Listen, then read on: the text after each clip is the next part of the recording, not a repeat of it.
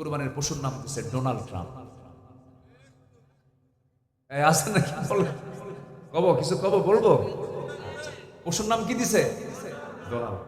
Netanyahu নাম দিছে হলো দমোদর দাস নরেন্দ্র মোদী। কুরবানির পশুর নাম। একজন আমাকে প্রশ্ন করছে কয়েকদিন আগে মাহফিল, হুজুর যে পশুর নাম দিছে ডোনাল্ড ট্রাম্প, ওটা দিয়ে কি কুরবানি হবে? কি উত্তর দিই? মানে আধুনিক দুনিয়ার আধুনিক প্রশ্ন। আচ্ছা বলেন তো, ডোনাল্ড ট্রাম্প যে নামটা দিছে ওটা কি ও জন্ম থেকে নাম নিয়ে আসছে? তো ওটা কুরবানি দিলে সমস্যা করছে। কিন্তু ওটার নাম ডোনাল্ড ট্রাম্প দেওয়ার কারণ কি জানেন? ডোনাল্ড ট্রাম্পের চুলের সাথে ওর চুলের মিল আছে। ঠিক আছে কি? গতবার এক কুরবানির পশু হাটে উঠছে, তার নাম দিছে হলো তাহেরি। বাদ তো কারোই দেয় না। নাম তাহেরি দিচ্ছেন কেন? ও যেমন মঞ্চে নাচে, আমার গুরুটা খুব উশৃঙ্খল, খুব নাচানাচি করে। সম্মানিত ভাই, বিকৃত নাম এটা উচিত না। যে নামটাই হোক না কেন, কোন ব্যক্তিকে হেয় করে কোন নাম রাখা উচিত না। তবে এই জাতীয় কোনো পশু যদি কেউ জবাহ করে, এতে কুরবানির কোনো ক্ষতি হবে না, কিন্তু যিনি নামটা দিয়েছেন তার জন্য অবশ্যই তাকে জবাব দিতে হবে। কার আদালতে? আল্লাহর আদালতে। এগুলো করা ঠিক না। এটা করবেন কেন? আপনি নাম এটা নাম দিবেন কেন? এটা উচিত না। কোরবানি করবো আমরা কার খুশির জন্য বলেন? আসতে বলেন, কার খুশির জন্য বলেন? কোরবানির কোনো পশু, কোরবানির পশুর যে গোশতগুলো সুন্দরভাবে আগে আত্মীয়ের মাঝে বন্টন করবো। জোরে বলি ইনশাআল্লাহ। কার মাঝে বলেন? আত্মীয়ের মাঝে। নিজে বেশি রাখবো না দিব বেশি? বলেন। দিব বেশি, নেব কম। আমার যেন খুব দ্রুত যেন শেষ হয়ে যায়, এটাকে বেশি রাখার জন্য নয়। আমি আমার ব্যক্তিগত একটা আমলের কথা বলি। কোরবানি দেওয়ার নিয়ম হচ্ছে 3 দিন। কয়দিন বলেন? 3 দিন। পরপর 3 দিন দেওয়া যায়, এবং এই 3 দিন বান্দা রোজাও রাখতে পারে। আর একটা ঈদের দিনও বান্দা রোজা রাখতে পারে। তো আমি ঈদের পরের দিন আমার গ্রাম যেটা, সেই গ্রামে আমি এক্সট্রা করে একটা কুরবানি দেই। পরের দিন আমি খুঁজে খুঁজে দেখি যে আমার গ্রামে কোন বাড়িতে কুরবানি হয়, কুরবানি কি দেয় নাই, কার বাড়ির উনুনে ভালো করে মজা করে গোশত খাওয়াটা হয় না। ইসলাম তো সামাজিক, এটা দিনের নাম, সামাজিক ধর্মের নাম। এটা আপনার প্রতিবেশী না খেয়ে আছে আর আপনি ইমানদারের ঢেকুর মারতেছেন, আপনি ইমানদার হতে পারেন নাই। যার প্রতিবেশী না খেয়ে থাকে সে ইমানদার নয়। আমি পরের দিন করি কি, আমি নিজে ব্যক্তিগত একটা আমলটা বলা ঠিক না, আমি বলে ফেললাম। আমি সেটাকে জবাহ করে টোটাল আমার গ্রামে যারা কুরবানি দেয় নাই, যারা অনাথ, যারা দিতে পারে নাই, তাদের বাড়িতে বাড়িতে একটা করে অংশ আমার পক্ষ থেকে আমি তাদেরকে দিয়ে আসি। সম্মানিত ভাইয়েরা, কোরবানি হচ্ছে একমাত্র, এটার মূল তাৎপর্য হচ্ছে গোশত খাওয়ানো। এটার মূল ফাংশন ফ্রিজ আপ করা। কোরবানির মূল তাৎপর্য হলো আল্লাহ তোমার বন্ধু ইব্রাহিমকে তুমি যেমন করে পরীক্ষা করতে নিয়া তার সন্তান ইসমাইলকে তার সামনে হাজির করে ছুরি দিয়ে তার গলা আঘাত করে নিয়েছ, ছুরি চালায়া দিয়েছ, কিন্তু আল্লাহ তাআলা সেই ইসমাইলকে জবাহ না করায়া, আল্লাহ পাক তার নিয়তকে কবুল করায়া দিয়া একটা দুম্বা তার সামনে হাজির করায়া দিয়া এই কোরবানির রাসমটা চালু করলেন। বলুন তো, ইব্রাহিম তিনি জবাহ করেছেন কোন প্রাণীকে না নিজের সন্তানকে, কলিজার টুকরা সন্তান। ঠিক তেমনি আল্লাহর সন্তুষ্টির জন্য, আল্লাহর জমিনে দিন কায়েমের জন্য, আল্লাহর কোন বিধিবিধান জমিনে কায়েম করার জন্য, প্রতিষ্ঠার জন্য যদি আমরা যেমন কোরবানির দিন আল্লাহর খুশির জন্য যেমন কোরবানির দেহের রক্তকে জমিনে আমরা প্রবহমান করে আল্লাহর সন্তুষ্টি হাসিলের চেষ্টা করি, দিন কায়েমের জন্য যদি প্রয়োজনে নিজের বুকের তাজা রক্ত বিলীন করে দিতে হয়, সবাইকে রাজি আছেন? এটাই হচ্ছে কোরবানির শিক্ষা। কারা কারা রাজি আছেন? দু হাত উঁচু করে দেখেন। কেউ তো স্লোগান দিচ্ছেন না।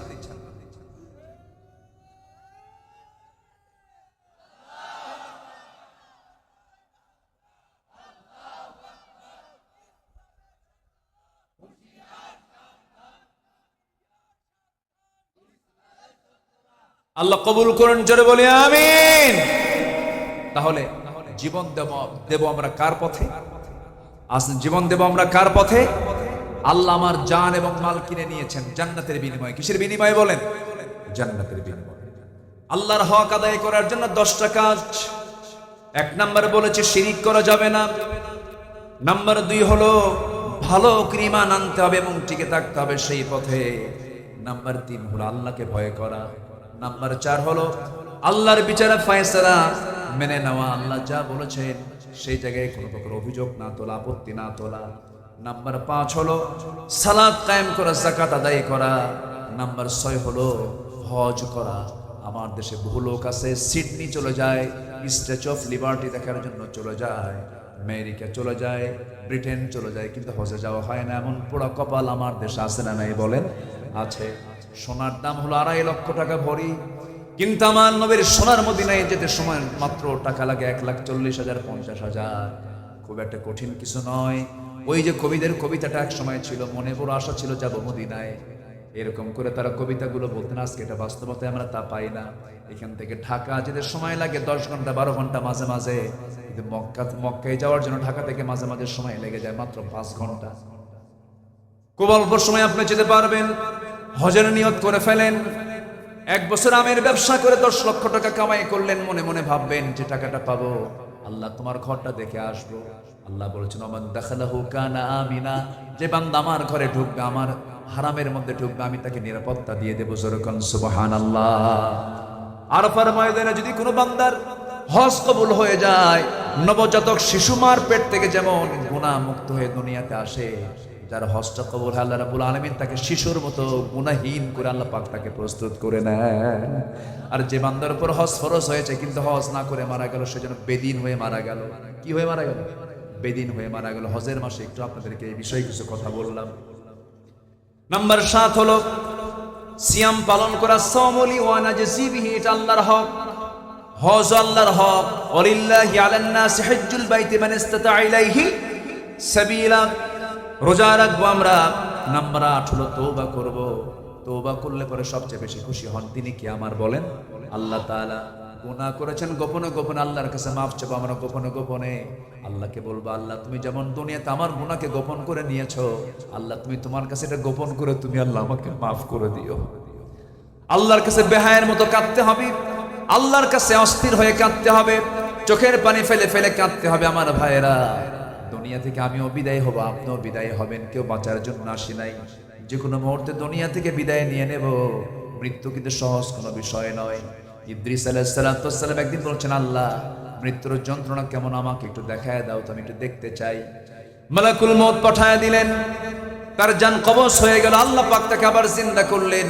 এবার বলা হলো ইদ্রিস কষ্ট কেমন হয়েছে? তিনি বলছেন আল্লাহ আমার কাছে মনে হলো আমার যখন জান কবজ হচ্ছিল, একটা জীবিত মানুষের মাথার চামড়া টেনে টেনে পা পর্যন্ত নিয়ে আসলে যত বড় না কষ্ট হয়, তার চাইতে বেশি কষ্ট আমার অনুভূত হচ্ছিল। সঙ্গে সঙ্গে আল্লাহ বলছেন ইদ্রিস রে, মালাকুল মউত তোমার যখন জানটা কবজ করেছে, অত্যন্ত আদর করে যত্ন করে জানটা কবজ করেছে। আদর যত্নের জান কবজের তীব্রতা কষ্ট যদি এমনটা হতে হয়, এমনটা কষ্ট হয়, সবার সামনে মৃত্যুর মুখে মুখে আসে না নাই বলেন? আচ্ছা সবাই আমরা মৃত্যুর মুখে মুখে দাঁড়াবো একদিন। দুনিয়া থেকে বিদায় নিয়ে নেব। দাদা চলে গেছে, দাদি চলে গেছে, নানা চলে গেছে, নানি চলে গেছে। কত স্মৃতি দাদার সঙ্গে একসঙ্গে থেকেছি। দাদার মুখের চিবানো পান মুখের মধ্যে থেকে বের করে আমাকে দিয়েছেন। কত সুন্দর সময়গুলো পার করেছি। সেই দাদাটা চলে গেল। কলিজার টুকরা সন্তান চলে গেছে, অনেকের কত আদর করেছেন। মা চলে গেছে, বাবা চলে গেছে, কত কাছের প্রিয়জনরা চলে গেছে। বছর 3 আগের কথা। আমার এক বন্ধুর সঙ্গে আমরা একসঙ্গে পড়াশোনা করেছি, একসঙ্গে আলিম পাস করেছি। নাম হলো জিয়াউর রহমান। একসঙ্গে একই ক্লাসে পড়েছি, কত আনন্দ উল্লাস করেছি, কত আড্ডা মেরেছি। সে আর্মিতে চাকরি পেল, আর্মিতে চাকরি করলো, আর্মির বড় কর্মকর্তা ছিল। মাঝে মাঝে কথা হতো, সুন্দর তেলাওয়াত সে করতে পারে, সুন্দর কণ্ঠ ছিল তার, সন্তানাদিও আছে, পরিবার পরিজনও আছে। হঠাৎ করে একদিন মনে হলো কতদিন বন্ধুর সঙ্গে কথা হয় না, ফোন দিলাম। ফোন ওই দিক থেকে ফোনটা যে রিসিভ করলো, মহিলার কণ্ঠ আসলো। আমি সালাম দিয়ে শুরু করলাম, বললাম মনে হয় আপনি ভাবি হবেন। আমার ভাই, আমার বন্ধু জিয়াটা কোথায়? সঙ্গে সঙ্গে বল জিয়া তো নাই। আচ্ছা আসলে পরে আমাকে একটু ফোনটা ধরতে বলবেন, আমাকে ফোনটা দিতে। আমি অমক বলছি। ওপার থেকে একটু কাদা কাদা কণ্ঠে বলছে ভাই রে, আপনার ভাই তো এমন জায়গায় গেছে যে দেশ থেকে মানুষ আর কোনোদিন ফিরে আসে না, দুনিয়া থেকে বিদায় নিয়েছে। আমি নিজেকে স্থির করতে পারলাম না, হারে আমার বয়সী মানুষ, একসঙ্গে পড়াশোনা করলাম, একসঙ্গে সময় কাটালাম। একটা মানুষের জীবন পরিবর্তনের জন্য বেশি কিছু লাগে না। একটা মানুষের বাস্তব কোন বইয়ের পড়া, বইয়ের শিক্ষা দিয়ে মানুষ কখনো শুধু ভালো হবে না। বাস্তব একটা শিক্ষা হলো, একটা বান্দা ভালো হওয়ার জন্য তার প্রিয়জনের মৃত্যুটা তার সবচেয়ে বড় শিক্ষা। প্রিয়জন দুনিয়া থেকে বিদায় নিয়েছে, কিচ্ছু না জীবন, ও চলে গেছে, আমিও চলে যাব, সব দুনিয়া থেকে একদিন বিদায় নিয়ে নেব। আমার নবীজি দুনিয়া থেকে বিদায় নিচ্ছেন, খুব অসুস্থ মানুষ। ওমরে ফারুক রাদিয়াল্লাহু আনহু পাগলার মতো হয়ে গেছে। একজন এসে বলতেছে, ভাই ওমর, রাসূল ইন্তেকাল করেছেন। আমার নবীজি খুব পারিবারিক মানুষ ছিলেন, তিনি পরিবারকে খুব মহব্বত করতেন, পরিবারকে সময় দিতেন। ওমরে ফারুক জানেন না তিনি ইন্তেকাল করেছেন, কারণ রাসূল ইন্তেকাল করেছেন সাহাবীদের সামনে না স্ত্রীর সামনে? বলেন কার সামনে? স্ত্রীর সামনে, ঘরের ভেতরে পর্দার পরিবেশে তিনি ছিলেন, ঘরের মধ্যে তিনি দুনিয়া থেকে বিদায় নিয়েছেন। রাসূল যখন দুনিয়া থেকে বিদায় নেন, তার সামনে কেউ ছিল না, মাত্র একটা মানুষ ছিল, তার নাম হচ্ছে আম্মা জান আয়েশা সিদ্দিকা রাদিয়াল্লাহু তাআলা আনহা। তিনি যখন দুনিয়া থেকে বিদায় নেন, তিনি পরিবারকে খুব মহব্বত করতেন। কলিজার টুকরা ফাতিমাকে ডাক দিয়ে বলছেন, আয়েশা ফাতিমাকে ডাক দাও। তো ফাতিমাকে ডেকে আনা হলো।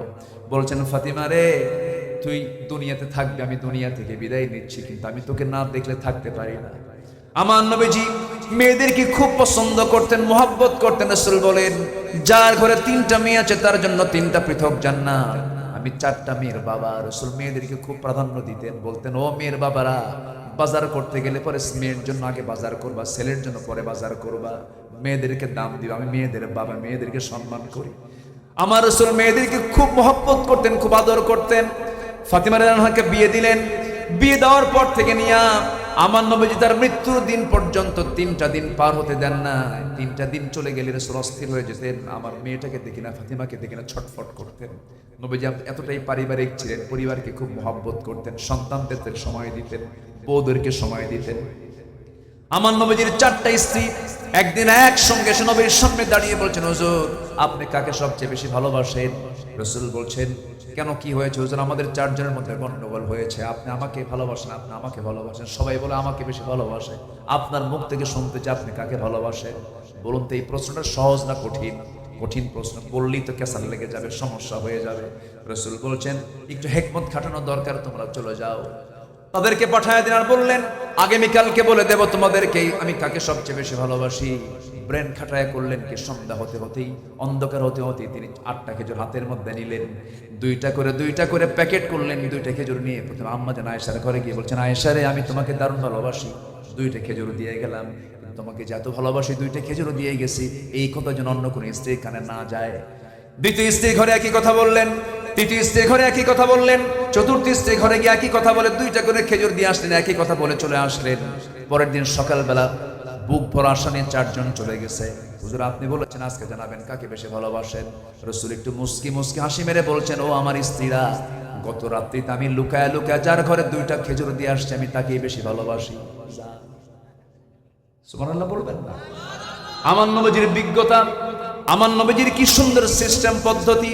রাসূল সময়কে ম্যানেজ করেছেন। ছোট্ট ছোট্ট বাচ্চাদের সামনে যখন বসে যেতেন, বাচ্চা মানুষ বাচ্চার মতো হয়ে যেতেন। আমার নবীজি সেজদায় যেতেন, হোসেন নবীজির ঘাড়ে গিয়ে বসতেন। আমার নবীজি রুকুতে যেতেন, লাভ মেরে গিয়ে নবীজির পিঠে গিয়ে বসতেন হোসেন রাদিয়াল্লাহু তাআলা আনহু।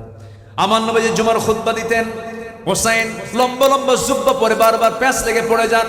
নবীজি ওয়াজিব খুতবা ছেড়ে দিয়ে ছোট্ট বাচ্চা হোসেনকে প্রথম কাতারে বসায় দেন।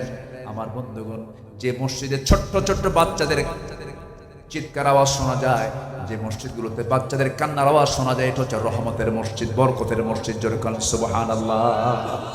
বাচ্চাগুলো যা আছে সব নিয়ে যাবেন মসজিদে, ছেলে হোক মেয়ে হোক, 4 বছর 5 বছর 6 বছর 7 বছর 8 বছর 9 বছর, সবগুলো বাচ্চা গ্রামের কোথাও থাকবে না, সব চলে যাবে কোথায়?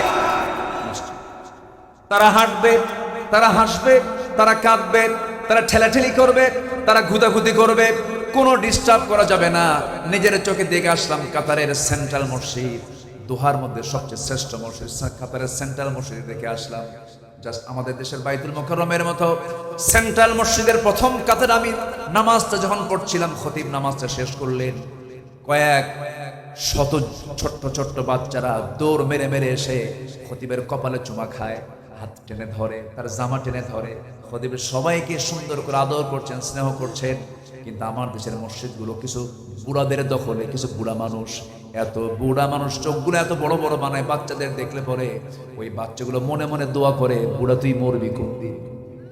এই আছে না না, এগুলো করা যাবে না। মসজিদকে আমার আবাদ বানায় ফেলবো, জোরে বলি ইনশাআল্লাহ। আমার বন্ধুগণ, কোন মাস? আল্লাহ রাব্বুল আলামিন সূরা হজের ভিতরে বলছেন, আল্লাযীনা ইম্মাক্কান্নাহুম ফিল আরদি আকামুস সালাহ ওয়া আতাউস যাকাহ ওয়া আমারু বিল মা'রুফি ওয়া নাহাউ আনিল মুনকার ওয়া লিল্লাহি আকিবাতুল উমুর। জোরে বলুন আল্লাহু আকবার। দুনিয়ার জীবনে আমি যাদেরকে রাজত্ব দেব, যাদেরকে আমি ক্ষমতা দেব, তারা যদি সেই ক্ষমতা পেয়ে যদি চারটা বিধান যদি সেখানে কার্যকর করে, এক নম্বর হলো নামাজ যারা কায়েম করবে, যাকাত যারা আদায় করবে, সৎ কাজের যারা আদেশ দেবে, অসৎ কাজের যারা বাধা প্রদান করবে। আল্লাহ তাআলা চারটা দফা কার্যকর করার পরে বলছেন, তারা যদি এগুলো কার্যকর করতে পারে, আমি আল্লাহ ঘোষণা করছি, ওয়া'আদাল্লাহুল্লাযীনা আমানু মিনকুম ওয়া আমিলুস সালিহাতি লা ইস্তাখলিফান্নাহুম ফিল আরদ। এই জমিনে যারা ঈমান আনবে এবং নেক আমল করবে, আমি আল্লাহ নিজে ঘোষণা করছি, আসমান এবং জমিনের রহমতের যত দরজা আছে, সমস্ত দরজা, বরকতের দরজাগুলো আমি আল্লাহ রাব্বুল আলামিন খুলে খুলে দেব। জোরে বলা যাবে না সুবহানাল্লাহ? আরেকটু জোরে বলেন সুবহানাল্লাহ। সূরা হজের 41 নম্বর আয়াত আল্লাহ তাআলা চারটা বিধান চেয়েছেন জমিনে। কয়টা বিধান বলেন? চারটা বিধান। সৎ কাজের আদেশ দাও, অসৎ কাজের বাধা দাও, নামাজ কায়েম করো, আল্লাহর হক প্রতিষ্ঠা করো, যাকাত প্রতিষ্ঠা করো, বান্দার হক বাস্তবায়ন করো, আমি আল্লাহ রহমত বরকতের দরজা খুলে দেব। আচ্ছা বলেন তো, এটা কি মোল্লার কথা না আল্লাহর কথা? যদি কেউ বলেন যে এই জাতীয় কথা বলা যাবে না, তাহলে আমরা মনে করব তিনি কোরআনকে মহব্বত করেন না। আসতে কোন কেন? আপনি কেমনে এটাকে বাদ দিবেন? সম্মানিত ভাইরা, এই জন্য হকটা আমাদের আগে প্রতিষ্ঠার দরকার। ব্যক্তি জীবনে হক আছে, যেরকম চোখের হক হলো ভালো কিছু দেখা, আর চোখের হক নষ্ট তখনই হবে যখন আমি চোখ দিয়ে কি দেখবো? খারাপ কিছু দেখবো। কানের হক হলো ভালো কিছু শোনা, কিন্তু কান দিয়ে যদি খারাপ কিছু শুনি, কিসের হক নষ্ট হলো? কানের হক নষ্ট। হাতের হক হচ্ছে এই হাত দিয়ে অন্যের বিরুদ্ধে প্রতিবাদী হয়ে দাঁড়াবে, এই হাত অন্যের বিরুদ্ধে অস্ত্র হয়ে দাঁড়াবে। কিন্তু এই হাতটা যদি অন্যের পক্ষে যদি কাজ করে, হাতের হক নষ্ট হবে। এই পা দিয়ে ভালো কাজে আমি অংশগ্রহণ করব, কিন্তু পা দিয়ে যদি আমি মন্দ কাজের দিকে অগ্রসর হই, পায়ের হক নষ্ট হয়ে গেছে। তখন এগুলো কি করবে? দেখেন, এই হক যদি আমি নষ্ট করি, সেদিন কোন দিন? যেদিন কেউ কাউকে চিনবে না, শুধু আমাকে চিনবেন যিনি, তিনি কে? আসতে বলবেন না, তিনি কে? আল্লাহ রাব্বুল আলামিন বলেন, اليوم نختم على أفواههم وتكلمنا أيديهم وتشهد أرجلهم بما كانوا يكسبون। আজকের এই দিনে আমি তোমার মুখকে মোহর মেরে দিলাম, মুখ থেকে কোনো আওয়াজ বের হবে না। কারণ যারা সারা জীবন মিথ্যা কথা বলেছিল, সেই দিনও তারা সেদিন আল্লাহর সামনে মিথ্যা কথা বলার চেষ্টা করবে। সেদিন আল্লাহ বলেন, তোর মুখটাকে আমি মোহর মেরে দেব। আজকে তোর সাক্ষী দেবে তোর হাত, তোর পা। এই হাত দিয়ে কি করেছিস? ক্ষমতা ছিল কলমের খোঁচা দিয়া জগৎধন্য আলেমের বিরুদ্ধে রায় দিয়ে তাকে ফাঁসির কাস্টে ঝুলিয়ে মেরেছিস। আজকে তোকে জাহান্নাম যেতে হবে, ঠিক কিনা? কলমের খোঁচা দিয়া নিরপরাধ মানুষগুলোকে বিনা কারণে জেলখানায় রেখেছে। তার জ্বলন্ত সাক্ষী হচ্ছেন আমাদের এমপি মহোদয়। কি আমি কি ভুল বলতেছি নাকি? কত বছর এমপি সাহেব, কত বছর ছিলেন আপনি? 6 বছর। আচ্ছা বলেন তো, এই 6 বছরে তার স্ত্রী নাই, তার হক আছে না? তার ছেলে নাই, হক আছে না? তাহলে এই যে ছেলের হক, মেয়ের হক, বইয়ের হক, প্রতিবেশীর হক, বাপ্পার হক, এতগুলো হককে যারা নষ্ট করেছে, এটার জবাব দিতে হবে কার আদালতে? আমাকেও 2018 সালে নাটোরের এক মাহফিল শেষ করে আমি বাসায় ফিরি। রাত 3টার দিকে পুলিশ আমাকে ঘেরাও করে ধরলো, ধরে বলতেছে, হুজুর ওসি সাহেব আপনাকে সালাম জানিয়েছেন, চা খাওয়ার দাওয়াত। রাত 3টার দিকে নিয়ে গেল, কোনো কারণ নাই। ওসি সাহেব আমাকে দেখেই লজ্জায় পড়ে গেছে।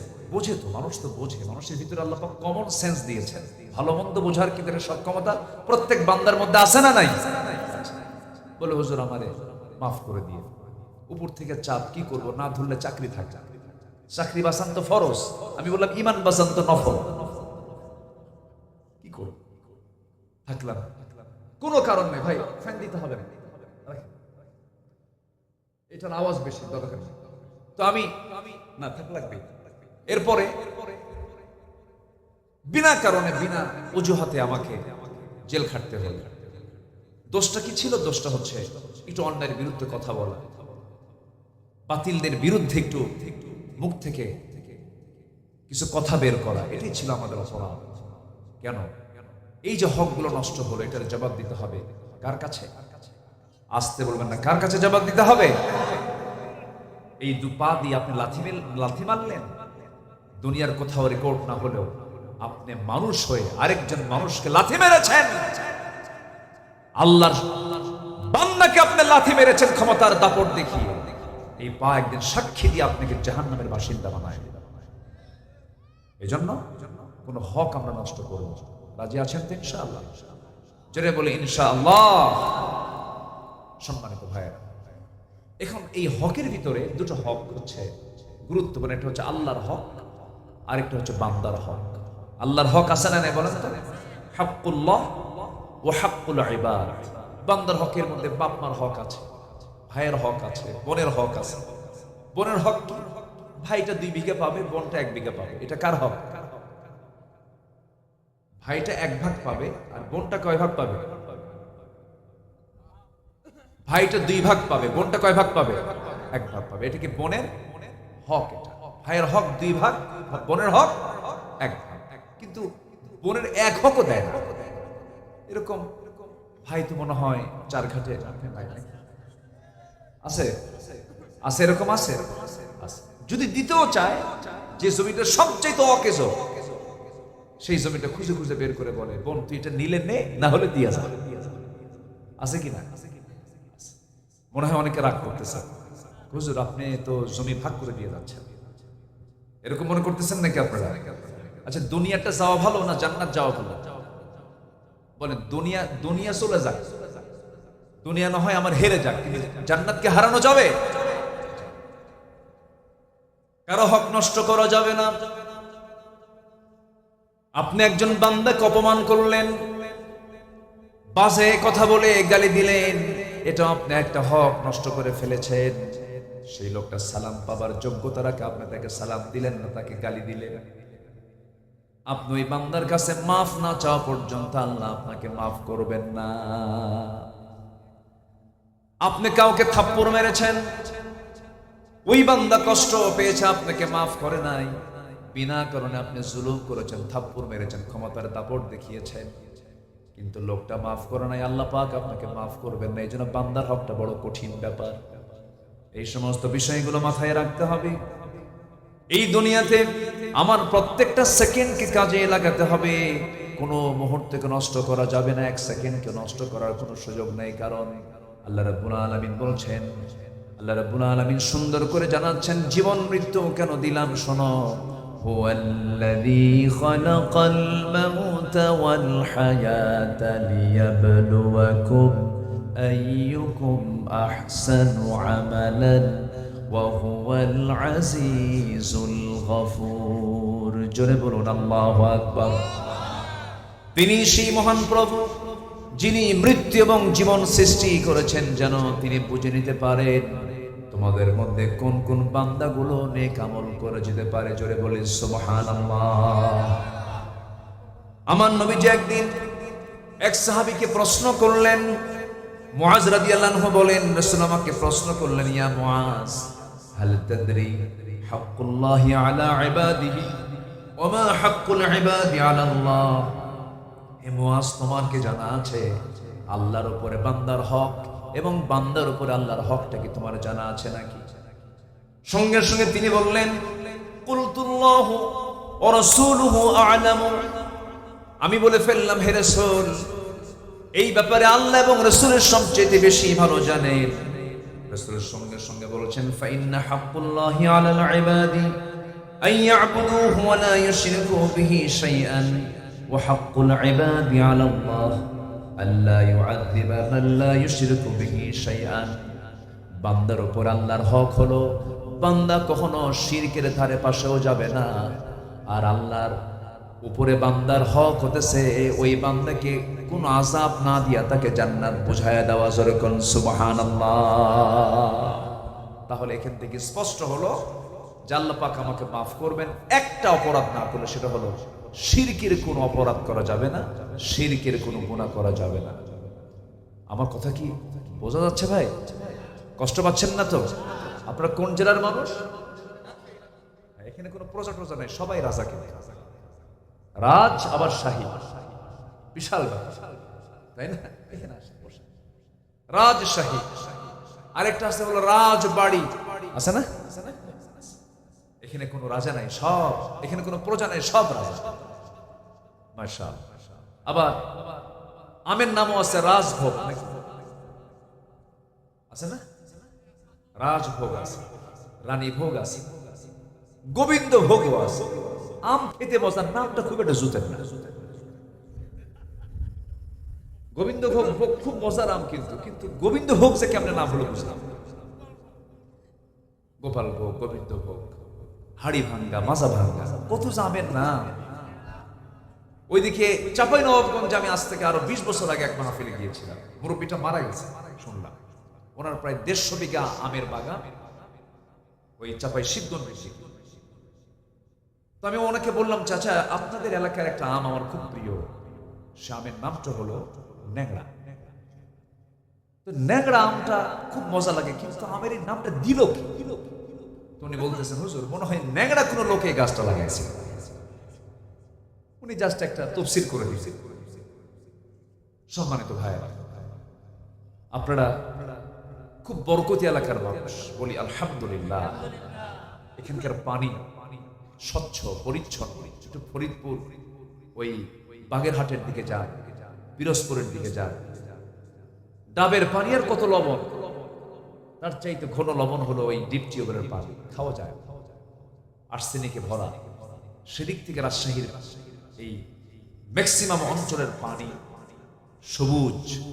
আমি তো মনে করি দক্ষিণ এশিয়ার ভিতরে সবচেয়ে বরকতময় একটা জনপদ হচ্ছে রাজশাহী। বলি আলহামদুলিল্লাহ, জোরে বলি আলহামদুলিল্লাহ। কিন্তু এটা সুন্দর বরকত কে করে দিয়েছেন? এটা শুকরিয়া আদায় করতে হবে ফজর নামাজ পড়ে। কি নামাজ পড়ে বলেন তো? বলুন তো আপনার এলাকার মসজিদগুলোতে সবচেয়ে কম মুসল্লি কোন ওয়াক্তে পাওয়া যায়? আলহামদুলিল্লাহ। কি হবে? জোরে বলে নাউজুবিল্লাহ। দিন শুরু হবে কি দিয়া বলেন? আরো জোরে বলেন। যার দিন ফজর দিয়ে শুরু হবে না তার বরকত হবে, কামাই হবে হাজার হাজার কোটি টাকা, কিন্তু সামনে আপেলের মানে আপেল সামনে সাজানো থাকবে, আঙ্গুর সাজানো থাকবে, ফলমূল থাকবে, হাজার হাজার কোটি টাকার মালিক, কিন্তু খাওয়ার কোনো উপায় নাই। ডাক্তার চার্ট দিছে, একটা আঙ্গুর খাবে তাও অর্ধেক। কি কথা কি বুঝতেছেন? আপনি পাবেন না বলবেন। ফজরের বরকত যদি আপনি পেয়ে যান, চোখের জ্যোতি নষ্ট হবে না, কারণ 24 ঘন্টার মধ্যে সবচেয়ে বরকতময় সময়টা হলো ফজরের সময়। বুরিকাল উম্মতি ফি বুকুরিহা, আমার উম্মতের বরকতময় সময় হলো সকালবেলা। ফজরের সময় যখন কোনো বান্দা ওই নির্মল বাতাসকে যখন বুকে নিয়ে, নাকে মুখে চোখে নিয়ে যখন ফজরের মসজিদের দিকে চলে যায়, পায়ে হেঁটে হেঁটে চলে যায় মহান রব্বুল আলামিন ওই বরকতময় ফজরে আল্লাহ পাক তাকে সুস্থ করে দেয়। আমার বন্ধুগণ, আল্লাহ তাআলা বান্দাকে সুস্থ রাখার জন্য ইবাদতগুলোকে সেরকম সিস্টেম করে দিয়েছেন। বান্দা যদি নামাজ কেন্দ্রিক জীবনটা সাজায় নেয়, সে বান্দা সহজে অসুস্থ হওয়ার কথা নয়। কিন্তু আজকের সমাজে নামাজ আগে না কাজ আগে? বলেন বলেন বলেন, নামাজ আগে না কাজ আগে? কিন্তু আল্লাহ বলছেন বান্দারে, না না, নামাজটা আগে, কাজটা পড়ে। আল্লাহ রাব্বুল আলামিন সুন্দর করে বলছেন, ইযা নুদিয়া লিস-সালাতি মিন ইয়াউমিল জুমআতি ফাসআউ ইলা যিকরিল্লাহি ওয়া যারুল বাই'a যালিকুম খায়রুল লাকুম ইন কুনতুম তা'লামুন। যখন নামাজের জন্য আহ্বান করা হবে, আজান যখন দেওয়া হবে, সেই সময় তোমরা সমস্ত বিজনেস, সমস্ত লেনদেন সব কিছুকে মাইনাস করে নামাজের দিকে রওনা দিয়ে দাও। জিকিরের অন্বেষণে মসজিদের দিকে চলে যাও, এটার মধ্যেই তোমার জন্য কল্যাণ আছে। নামাজ যখন শেষ হয়ে যাবে, বান্দা মসজিদে গাঁটটি নিয়ে বসে থাকার দরকার নাই, মসজিদে ঘন্টার পর ঘন্টা সময় কাটানোর দরকার নাই। নামাজ আদায় হয়ে গেছে, নামাজ শেষ হওয়ার সঙ্গে সঙ্গে মসজিদ থেকে তুমি দ্রুত বের হয়ে পড়ো, রিজিকের সন্ধানে বের হয়ে যাও। যে রিজিকটা তুমি তালাশ করবে, সেই রিজিকের মধ্যে আমি আল্লাহ তাআলা অগণিত নিয়ামত দিয়ে ধন্য করে দেব। জোরে করে জোরে করে সুবহানাল্লাহ। নামাজ দিয়ে, নামাজকে বাস্তবায়ন করার পরে যা করব সব আমার ইবাদত বলে গণ্য হয়ে যাবে।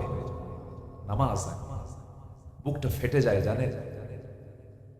মসজিদ অনেক, এখন লক্ষ লক্ষ মসজিদ। দাদার আমলে দেখেছি, আমার দাদাকে 2-3 গ্রাম মিলে একটা মসজিদে তিনি ইমাম ছিলেন, নামাজ পড়িয়েছেন। এখন আমার চোখে আমি দেখি, আমার গ্রাম, আমার পাড়া, এদিক সেদিক দেখি মুসল্লির চাইতে মসজিদই বেশি। আমি কি ভুল বলতেছি? দাদার আমলের কম মসজিদ ছিল, অল্প মসজিদ ছিল, কিন্তু মুসল্লি বেশি ছিল। আর এখন ঘন ঘন মসজিদ, ফজরে কোনো মুসল্লি নেই। মসজিদ কান্দে, মসজিদ মানে মুসল্লির জন্য হাহাকার করে। মসজিদটা ভরার মুসল্লি খুঁজে পাওয়া যায় না। অথচ মানুষ সবচাইতে বেশি সময় অবস্থান করে হলো ফজরের সময় বাড়িতে, ঠিক কিনা বলে? সবচেয়ে বেশি সময় থাকে কোন সময় বলেন? ফজরে। জোহরে কাজ থাকে, আসরে কাজ থাকে, মাগরিবে কাজ থাকে, এর সাথে অনেক সময় আসা যায় না। কিন্তু ফজরে 100% গ্রামের মানুষ বাড়িতে চলে আসে, কিন্তু ফজরে সবচেয়ে মুসল্লি কম পাওয়া যায়। এটা কি নিরাপদ না বিপদের লক্ষণ? বল, নিরাপদ না বিপদের লক্ষণ? বিপদ। কেন এরকম ভূমিকম্প ঘন ঘন হয়? আযাব গজব কেন আসে? ভূমিকম্প কি কোনো রহমত? বলেন তো। অতিবৃষ্টি, অনাবৃষ্টি, খরা, এই যে বিভিন্ন কিছু আমরা দেখতে পাচ্ছি, এগুলোর মূল কারণ হলো আমাদের হাতের কামাই। আমরা প্রথম হক যেটা আল্লাহর হক, 5 ওয়াক্ত নামাজ ফজর দিয়ে শুরু করবো, এটা আমার আলোচনার প্রথম আহ্বান। সবাইকে রাজি আছেন? সবাইকে রাজি আছেন ভাই? আল্লাহ সবার হাতকে কবুল করুন। জোরে বলি আমিন, আরো জোরে আমিন। আমি একটু ওয়াদা করে যাচ্ছি, আপনার গ্রামের মসজিদ যেদিন আপনি দেখবেন জোহর, আসর, মাগরিব, এশার চাইতে ফজরের মুসল্লি দিয়ে মসজিদ ভরে গেছে বেশি, আমি হলফ করে বলে যাচ্ছি, ওই গ্রামে কোনো মাদক, নেশা, বেপর্দা, স্মৃতহানি, কোন প্রকার অসামাজিক কোনো কাজ কখনো হতে পারে না। নামাজ যেখানে থাকবে সেখানে অন্যায় থাকতে পারে না। নামাজই তো না, অন্যায় তো থাকবে। এখন তো যুবকরা ধ্বংস হওয়ার জন্য যুবকদের হাতে সবচেয়ে বড় অস্ত্র এখন ডিভাইস তুলে দেওয়া হয়েছে, মোবাইল তুলে দেওয়া হয়েছে। এটা এমন একটা জিনিস, এটা পেলে পরে কিচ্ছু লাগে, একটু ওইদিকে ঘুরায় দেয়, এটা পেলে আর কিচ্ছু লাগে না। বাতাস আসতেছে এখানে এসে লাগে, আপনি বোঝেন না তো? একটু মুভিং করে দেন, একটু মুভিং করলে ভালো হবে। হিকমত খাটালে, বুদ্ধি খাটান। আমার দিকে থাকে, কি যেন বলতেছিলাম? ডিভাইস, এই মোবাইল। এক যুবক আমাকে বলতেছে, হুজুর, সেদিন বেশ কিছুদিন আগে, হুজুর আমার তো মোবাইলটা হারা, আমি বিধবা হয়ে গেলাম। কি কথা কি বুঝতেছেন আপনি? মানে মোবাইলটা এত বড় আসক্তি, এটা এত ভয়ঙ্কর যে বউ নাই সমস্যা, বন্ধু নাই সমস্যা নাই, টাকা নাই পয়সা নেই, খাওয়া নাই দাওয়া নাই, সমস্যা নাই, কি থাকুক মোবাইল। মারাত্মক নেশা এটা। আমি তো মনে করি গাঁজা, মদ, হেরোইন, আফিম যত নেশা আছে এর চাইতে বড় ভয়ঙ্কর আজকে আক্রান্ত হচ্ছে এই মোবাইল, এই device. Free fire, PUBG, casino, যুবকরা কিন্তু সব টের পাচ্ছে। হুজুর হাতে ঘা দিলেন। এই সমস্ত কথাগুলো বলার দরকার আছে না নাই বলেন? আপনি গ্রামের দিকে তাকায় দেখেন যুবকদের অবস্থান কোথায় আছে, সব শেষ। সমস্ত পর্নোগ্রাফি গুলো দেখে যুবকদের ফ্রন্টাল সেল গুলো মেরে ফেলছে, যৌবন শেষ করে দিচ্ছে। যে যুবক তার চোখের সামনে পর্নোগ্রাফিতে আসক্ত হবে, তার কাছে তার মা, তার মেয়ে, তার সন্তান, তার বোন কেউ নিরাপদ থাকতে পারে।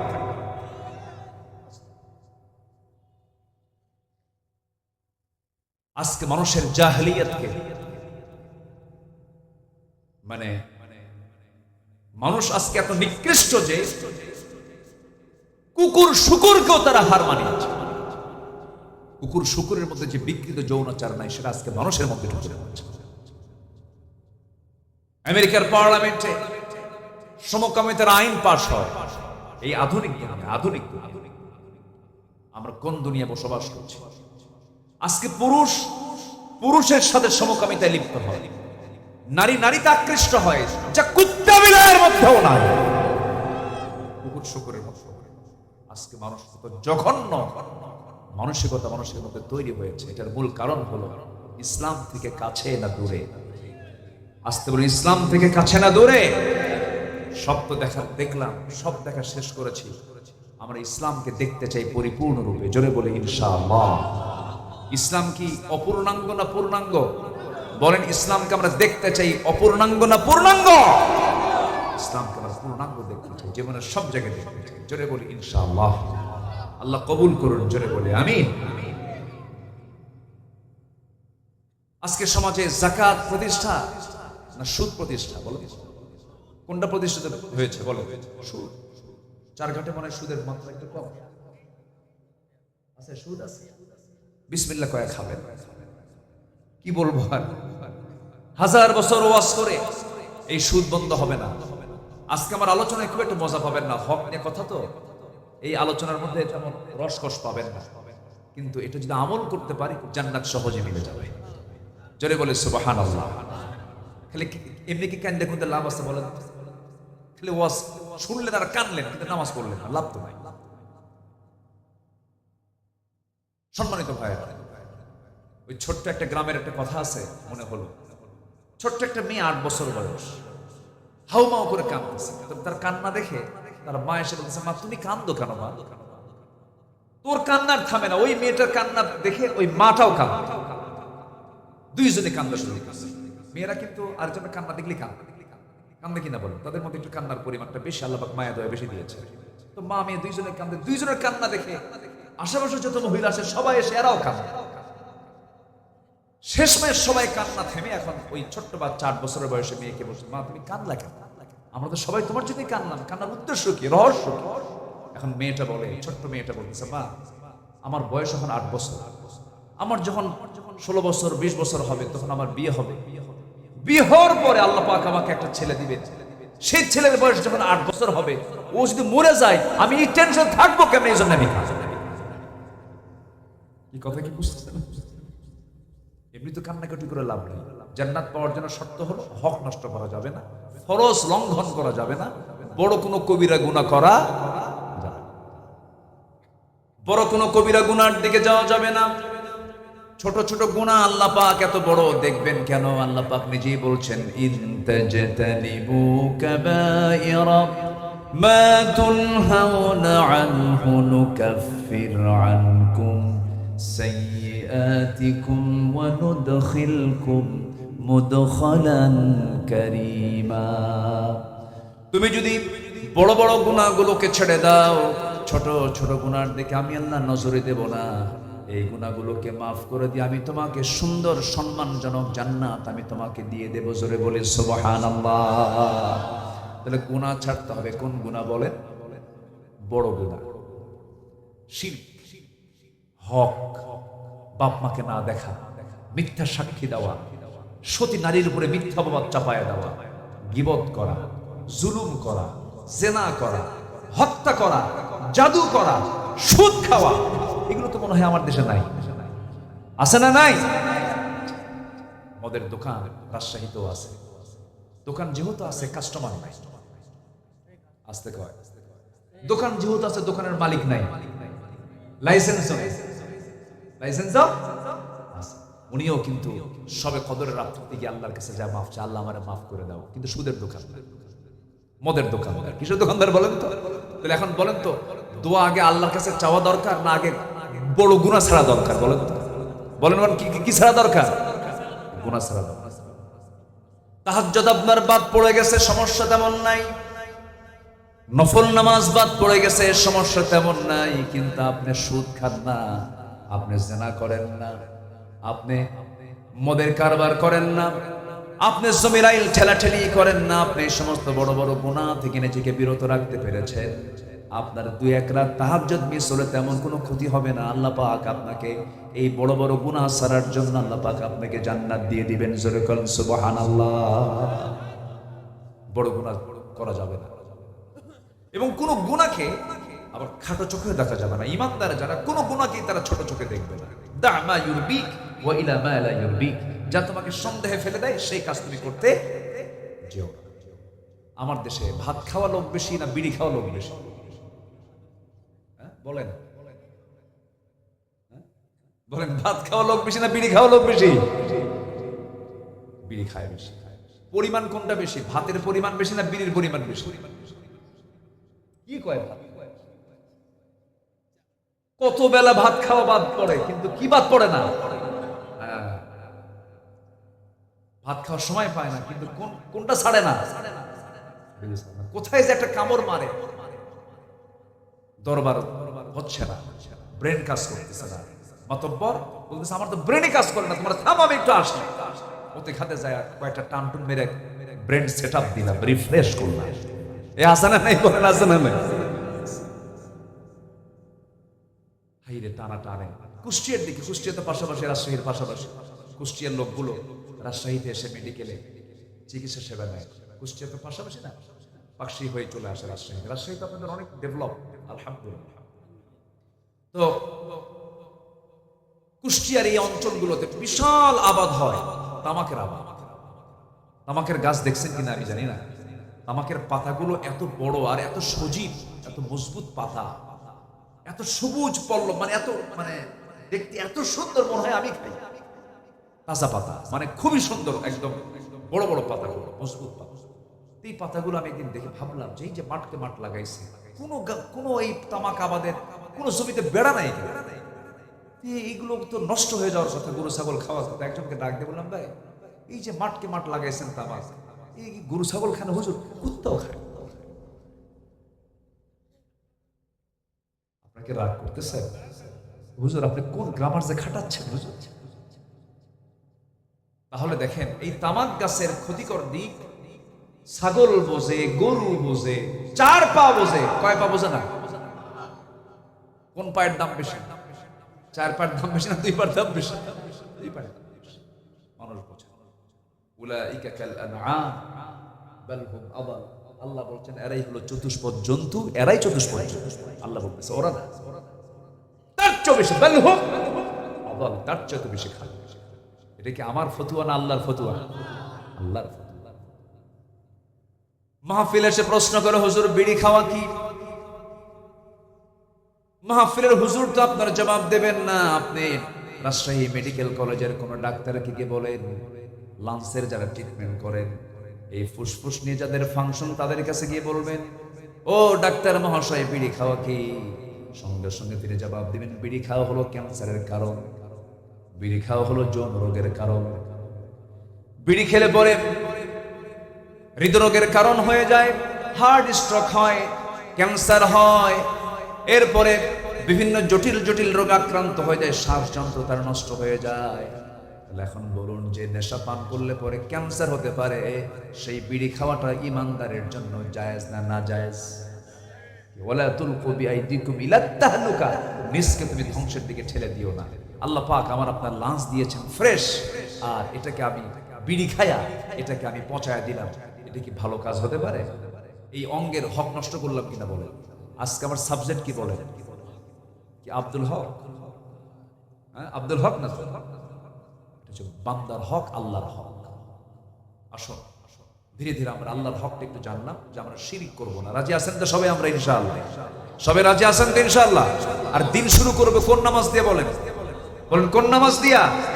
ফজর নামাজ। আমার বন্ধুগণ, আল্লাহর হক আদায়ের জন্য বান্দার কিছু করণীয় কাজ আছে। মোটামুটি 10টা কাজ যদি কোনো বান্দা করে ফেলে, আল্লাহর হক সে আদায় করে ফেলতে পারবে। এই জন্য আমরা 10টা কাজ আমরা শিখে যাব। এর মধ্যে 1 নম্বর বলে ফেলেছে আল্লাহ রাব্বুল আলামিন বলেন, ওয়া'বুদুল্লাহা ওয়া লা তুশরিকু বিহি শাইআন। আরেক জায়গায় বলছেন, ইন্নাল্লাহা লা ইয়াগফিরু আন ইউশরাকা বিহি ওয়া ইয়াগফিরু মা দুনা যালিকা লিমান ইয়াশা ওয়া মান ইউশরিক বিল্লাহি ফাকাদ দাল্লা দালালান বাঈদা। সূরা নিসা আয়াত নম্বর 116। আল্লাহ রাব্বুল আলামিন বলেন, বান্দারে তোর গুনাহ আনানাস সামা, আসমান ছেয়ে গেছে, বিকরাবিল আরদিল খাতায়া, গোটা জমিন ছেয়ে গেছে, বিস্তৃত হয়ে গেছে, কোনো প্রবলেম নাই। আল্লাহ তুশরিক বিহি শাইআন, তুই আমার কাছে শিরিক মুক্ত হয়ে আয়। পূজা করবি না, কোনো মাজারে সেজদা দিবি না, কোনো বাবার কাছে যাবি না, কোনো মান্নত হারাম কোনো মান্নত করবি না। ছাগল দিলাম বাবার দরবারে, আল্লাহ যেন আমাকে ব্যবসায়ী উন্নতি দিয়ে দেয়, এই সমস্ত শিরকের কাজের দিকে যাবি না। কারো কাছে না চাই, আমার কাছে চাবি। শিরিক মিশ্রিত জীবন যাপন না করে, শিরিককে মুক্ত করে শিরিক থেকে তুই জীবনটা গ্রহণ করবি। আমি আল্লাহ রাব্বুল আলামিন সব গুনাহ মাফ করব, কিন্তু শিরকের গুনাহ কখনো মাফ করব না। কার ওয়াদা? কার ওয়াদা? আল্লাহ। আমার দেশে কিছু দরবার আছে, বলেছে পৃথিবীর সবচেয়ে বড় দরবার হলো মক্কা মদিনা, এরপরে হচ্ছে আমার বাবার দরবার। এরকম বলে, তোমাদের কেবলা হলো পশ্চিম দিকে, আমার কেবলা হলো পীর বাবার কেবলার দিক। এরকম কিছু নোংরা কথা আমাদের দেশের বিভিন্ন সমাজে প্রচলন আছে না নাই বলেন? আমি পীর সাহেবকে আমি অপছন্দ করি না। শাহ মাকদুম শুয়ে আছেন কোথায়? কথা বলো না কেন? কোথায় শুয়ে আছেন? শাহ মাকদুম রাজশাহীতে শুয়ে আছেন রাহিমাহুল্লাহ। খান জাহান আলী শুয়ে আছেন বাগেরহাটে। শাহজালাল ইয়েমেন থেকে এসেছেন। আমি সম্প্রতি কয়েকদিন আগে মিডল ইস্টে ছিলাম, কাতারে গিয়েছিলাম। ইয়েমেনে একজন নাগরিক, ইয়েমেনের অধিবাসী একজন মানুষ, যে যুগে বিমান নাই, কিচ্ছু নাই। আমি কাতার থেকে এসেছি কয়েকদিন আগে, শুধু বিমানে 500 কিলোমিটার 600 কিলোমিটার বেগে এই গতিতে একটানা দোহা টু ঢাকা আসতে সময় লেগেছে প্রায় 5 ঘন্টা। আর সেই ইয়েমেন থেকে, কোথায় শাহজালাল ইয়েমেনি, ইয়েমেন থেকে রওনা দিয়েছেন। কত নদী কত সাগর পাড়ি দিতে হয়েছে, যে যুগে কোনো যানবাহন ছিল না। এসেছেন বাংলাদেশের দিনের প্রচার করতে। শাহজালাল রাজা গৌর গোবিন্দকে পরাজিত করেছেন। খাজা মঈনুদ্দিন চিশতি রাহিমাহুল্লাহ তিনি রাজা পৃথ্বীরাজের বিরুদ্ধে মোকাবেলা করে গোটা ভারতবর্ষে কালিমার পতাকা তারা উড্ডীন করেছেন। তারা ছিলেন পীর। আর আমার দেশের কিছু দরবারগুলো আছে হলো গাজার আড্ডাখানা। আছে না নাই? কিসের আড্ডাখানা? গাজার আড্ডাখানা। গাজার ধোঁয়ায় মশা পর্যন্ত বদ্ধ হয়। এত গাজা মানুষ খায়। সে মোষগুলো কি, আমি যখন ইনসাইডে ছিলাম, জেলখানে কিছুদিন ছিলাম, আমি ঢোকার পর এক মুরব্বী, বয়স্ক এক মুরব্বী, এই প্রায় 70-75 বছর বয়স হবে, মাথার চুল দাড়ি সব পাকা, মোষও পাকা। তো মোষও কাটে না, দাড়িও কাটে না, মাথার চুলও কাটে না, বগলের চুলও কাটে। এরকম একটা পাগলা সাইজের লোককে ধরে নিয়ে গেছে, আর মোষ লাল টক। তো বললাম, চাচা আপনি বুড়ো বয়সে জেলখানে ঢুকলেন? বাবা, প্রশাসনের মাথা খারাপ হয়ে গেছে। কেন? গাছের বিরুদ্ধে সংগ্রামে শুরু করছে। গাছের বিরুদ্ধে মানে কোন গাছ? কে বেহেশতের গাছ বাবা, কি গাজা শরীর। যেরকম নাউজুবিল্লাহ, গাঁজা নাকি বেহেশতের গাছ, মানে গাঁজা খেলে রাজা হয়ে যায়। বাবা, যারা যুবকরা আসো, নেশা করবো না। আচ্ছা বলেন তো, এই ওয়াজগুলোর কি দরকার আছে ভাই? নেশা করো, তোমার নেশায় তোমার পরিবার শেষ, তোমার অবৈধ একটা নারীর প্রতি কামনা বাসনা, তোমার জীবন যৌবন, তোমার লক্ষ্য উদ্দেশ্য সব শেষ। বিয়ের আগে কোনো আকাম কুকাম করবে না। যৌবন তোমার সুন্দর রাখবেন কে? আল্লাহ পাক। ইউসুফ আলাইহিস সালাতু ওয়াস সালাম কত সুন্দর মানুষ ছিলেন। আল্লাহ পাক সূরা ইউসুফ নাজিল করেছেন যুবকদের চরিত্র ঠিক করার জন্য। জোরে বলেন সুবহানাল্লাহ। ইউসুফ আলাইহিস সালাতু ওয়াস সালামকে যখন তৎকালীন দুনিয়ার সবচেয়ে সুন্দরী নারী জুলাইখা যখন তাকে প্রস্তাব করেছে, ইউসুফ তোমার চক্ষু কত সুন্দর টানা টানা। জুলাইখার এমন প্রস্তাবে, এমন সুন্দর আকর্ষণীয় কথায় সাইয়েদনা ইউসুফ আলাইহিস সালাম বলে যান নাই। তিনি বললেন, জুলাইখা তুমি আমার চোখের প্রশংসা করো, এই চোখ যিনি সুন্দর করে বানিয়েছেন সে আল্লাহর প্রশংসা তুমি করো। জোরে কোন সুবহানাল্লাহ। আর আজকের যুবকদেরকে যদি বলা হয়, কোন মেয়ে যদি বলে তোমার চোখ কত সুন্দর টানা টানা, কি 3 রাত তো ঘুমই নাই, কথা কি বুঝতেছো? এই দুনিয়ার নারীতে তুমি আকৃষ্ট হয়ে পড়লাম।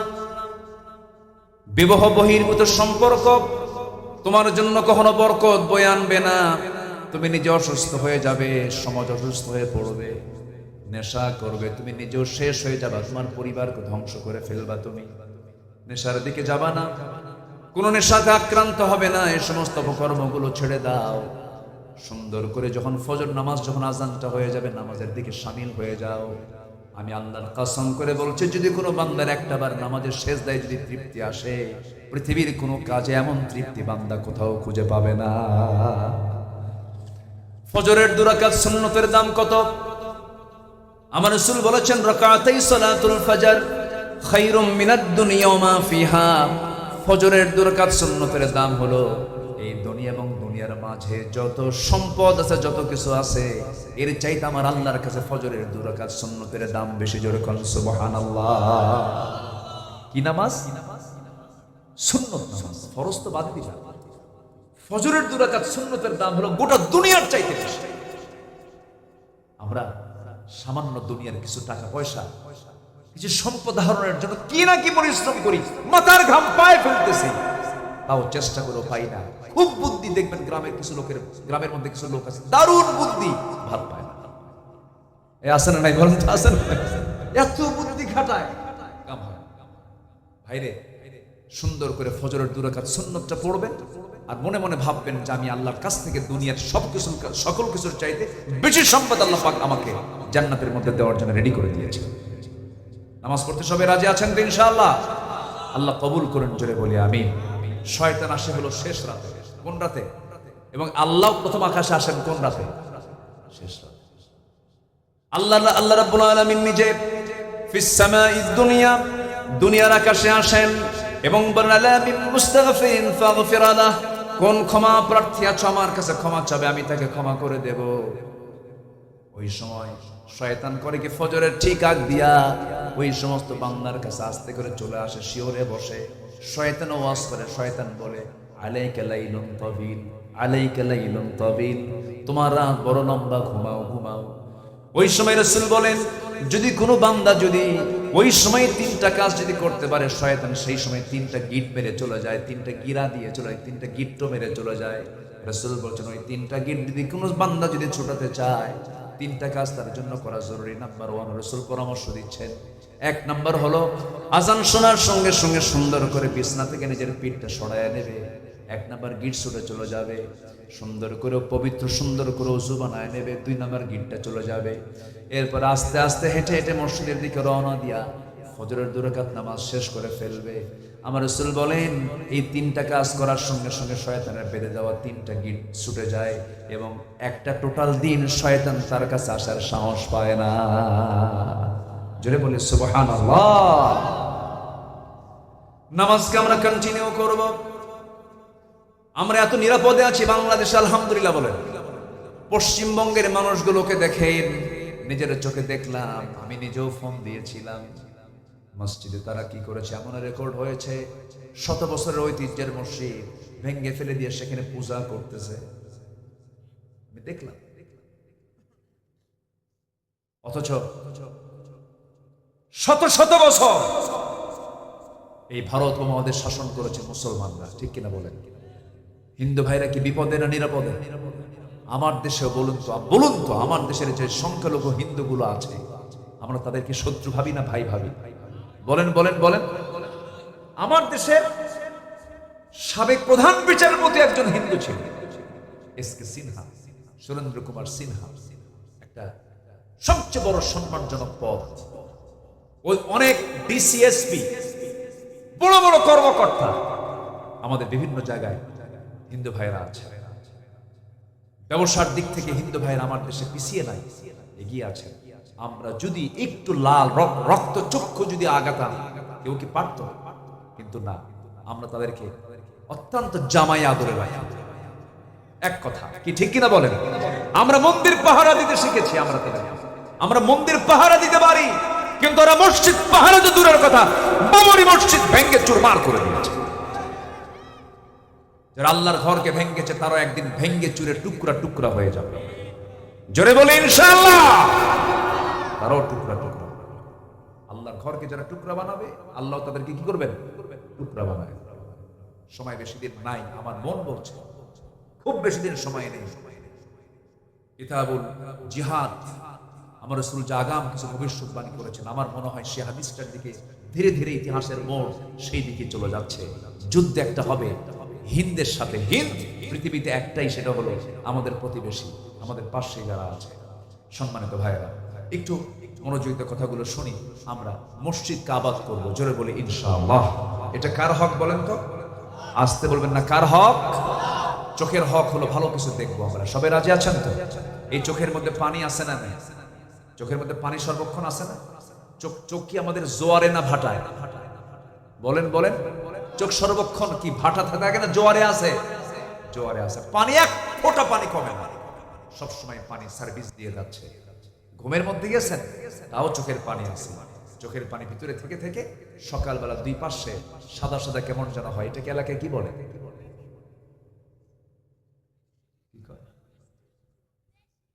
পেস্টিং, ওই যে যেটা ব্রাশ দিয়ে করা যায়, ওরকম খেলা। এই চাচা, এই চাচা যাই কই, এই চাচা আমি কি দোয়া করে দেব? তো যাচ্ছেন কেন? বসে।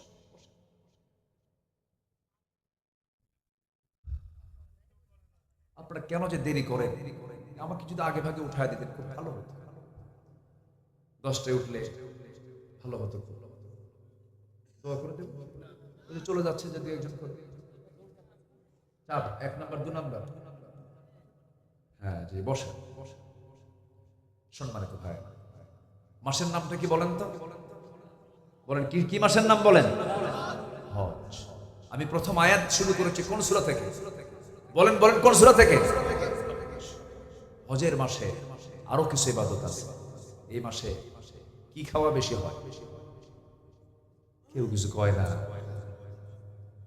গোশত খাওয়া বেশি হয়। দেখলাম কলকাতার কিছু হিন্দু মা বোনেরা কান্নাকাটি করছে। তারা গরু পেলেছেন বছর খানেক ধরে, বিভিন্ন ঋণ টিন করে তারা গরু পেলেছেন। কি করবেন? কোরবানির আগে তারা গরুটা বিক্রি করে দিবেন। কিন্তু কোরবানি করা নিষেধ। কোরবানির পশু আর বিক্রি হচ্ছে না। সম্মানিত ভাইয়েরা, পৃথিবীর যত প্রাণী আছে সব আল্লাহ পাক মানুষের খেদমতের জন্য সৃষ্টি করেছেন। যেরকম সুবহানাল্লাহ। ছাগল শুধু ঘাস খাবে, ও তৃণভোজী। ছাগলের দাঁতের যে মাড়ি, গরুর দাঁতের যে মাড়ি, সবগুলো মাড়ি হলো, দাঁতের মাড়ি হলো সমান, কোনো চোকা চোকা কোনো ভাব নেই, সব সমান মাড়ি। দেখছেন না গরুর মাড়ি কি সব কি সমান, একটাও চোকা দেখবেন না। কিন্তু আপনি সিংহের দিকে তাকান, বাঘের দিকে তাকান, ওদের দাঁতের মাড়িগুলো কি সব চোকা চোকা। ওর দাঁত প্রমাণ করে কোনো ঘাস খাওয়া নাই। কি খাবো? রক্ত গোশত খাবো। আর বান্দার মুখের যে দাঁত, এই দাঁতের মধ্যে সোজাও আছে চোকাও আছে। কি কিছু আছে কি একদম সোজা, কোনো চোকাচোকি নাই, একদম সোজা। মানে তুমি শাকসবজিও খাও আর চোকা যে আছে কিছু গোশত। যেরকম সুবহানাল্লাহ। আল্লাহ সব কিছু বলে দিয়েছে। আমার বন্ধুগণ, যারা বলে আমরা নিরামিষ ভোজি, ভালো কথা, নিরামিষ ভোজি আপনি হলেন, বাংলাদেশের নাগরিক, আপনি নিরামিষ ভোজি মানুষ, সমস্যা নাই। কিন্তু সাহারা মরুভূমিগুলো আছে না নাই বলেন? যে এলাকায় কোনো ঘাস জন্মায় না, কোনো গুলো গাছগাছালি হয় না, ওই এলাকার মানুষগুলো কি খেয়ে বেঁচে থাকবে? ওই তপ্ত মরুর অঞ্চলে উটগুলো ঘুরে ফিরে বেড়ায়, এই প্রাণীগুলো ঘুরে ফিরে বেড়ায়, তাদের তো আমিষ ছাড়া কোনো উপায় নাই, তারা কেমন করে বাঁচবে? আল্লাহ রাব্বুল আলামিন সেই জন্য বান্দার জন্য আমিষও জায়েজ করেছেন, নিরামিষও জায়েজ করেছেন। যেরকম সুবহানাল্লাহ। গরুর হালাল প্রাণী, গরুর চর্বিতে, উটের চর্বিগুলোতে আল্লাহ রাব্বুল আলামিন ক্যান্সারের প্রতিষেধক রেখেছেন। ক্যান্সারকে নিরাময়ের জন্য এই সমস্ত চর্বিগুলো দরকার। ডাক্তার হাজারবার বলুক কিছু কিছু খাবেন। ইসলামের থিওরি হলো, রাসূল সুন্দর সায়েন্টিফিক ব্যাখ্যা দিয়েছেন। রাসূল বলেছেন, তোমার পেটটাকে 3 ভাগ করো, 1 ভাগ খাবার, 1 ভাগ পানি, 1 ভাগ খালি। সবই খাও, কিন্তু অল্প অল্প করে খাও, অপচয় করো না, নষ্ট করো না। যেরকম সুবহানাল্লাহ। ডাক্তার বলে দেয় মধু খাবেন না, আপনার ডায়াবেটিস। কিন্তু ডায়াবেটিসের রোগী করে কি দিনে 5 বার চা খায়, 5 কাপ 5 চামচ চিনি দিয়ে, কি 5 চামচ চিনি দিয়া উনি চা খান, কিন্তু ডাক্তার বলেছে কি মধু। কিন্তু মধু এমন একটা, আল্লাহ রাব্বুল আলামিন এমন একটা নিয়ামত আল্লাহ পাক বান্দার জন্য দিয়েছেন। আল্লাহ পাক সুন্দর করে বলেছেন, বান্দারে এই দুনিয়াতে যত রোগ আছে, একমাত্র মৃত্যু নামক রোগ ছাড়া সমস্ত রোগের ঔষধ রেখে দিয়েছি এই মধুর ভিতরে। যেরকম সুবহানাল্লাহ।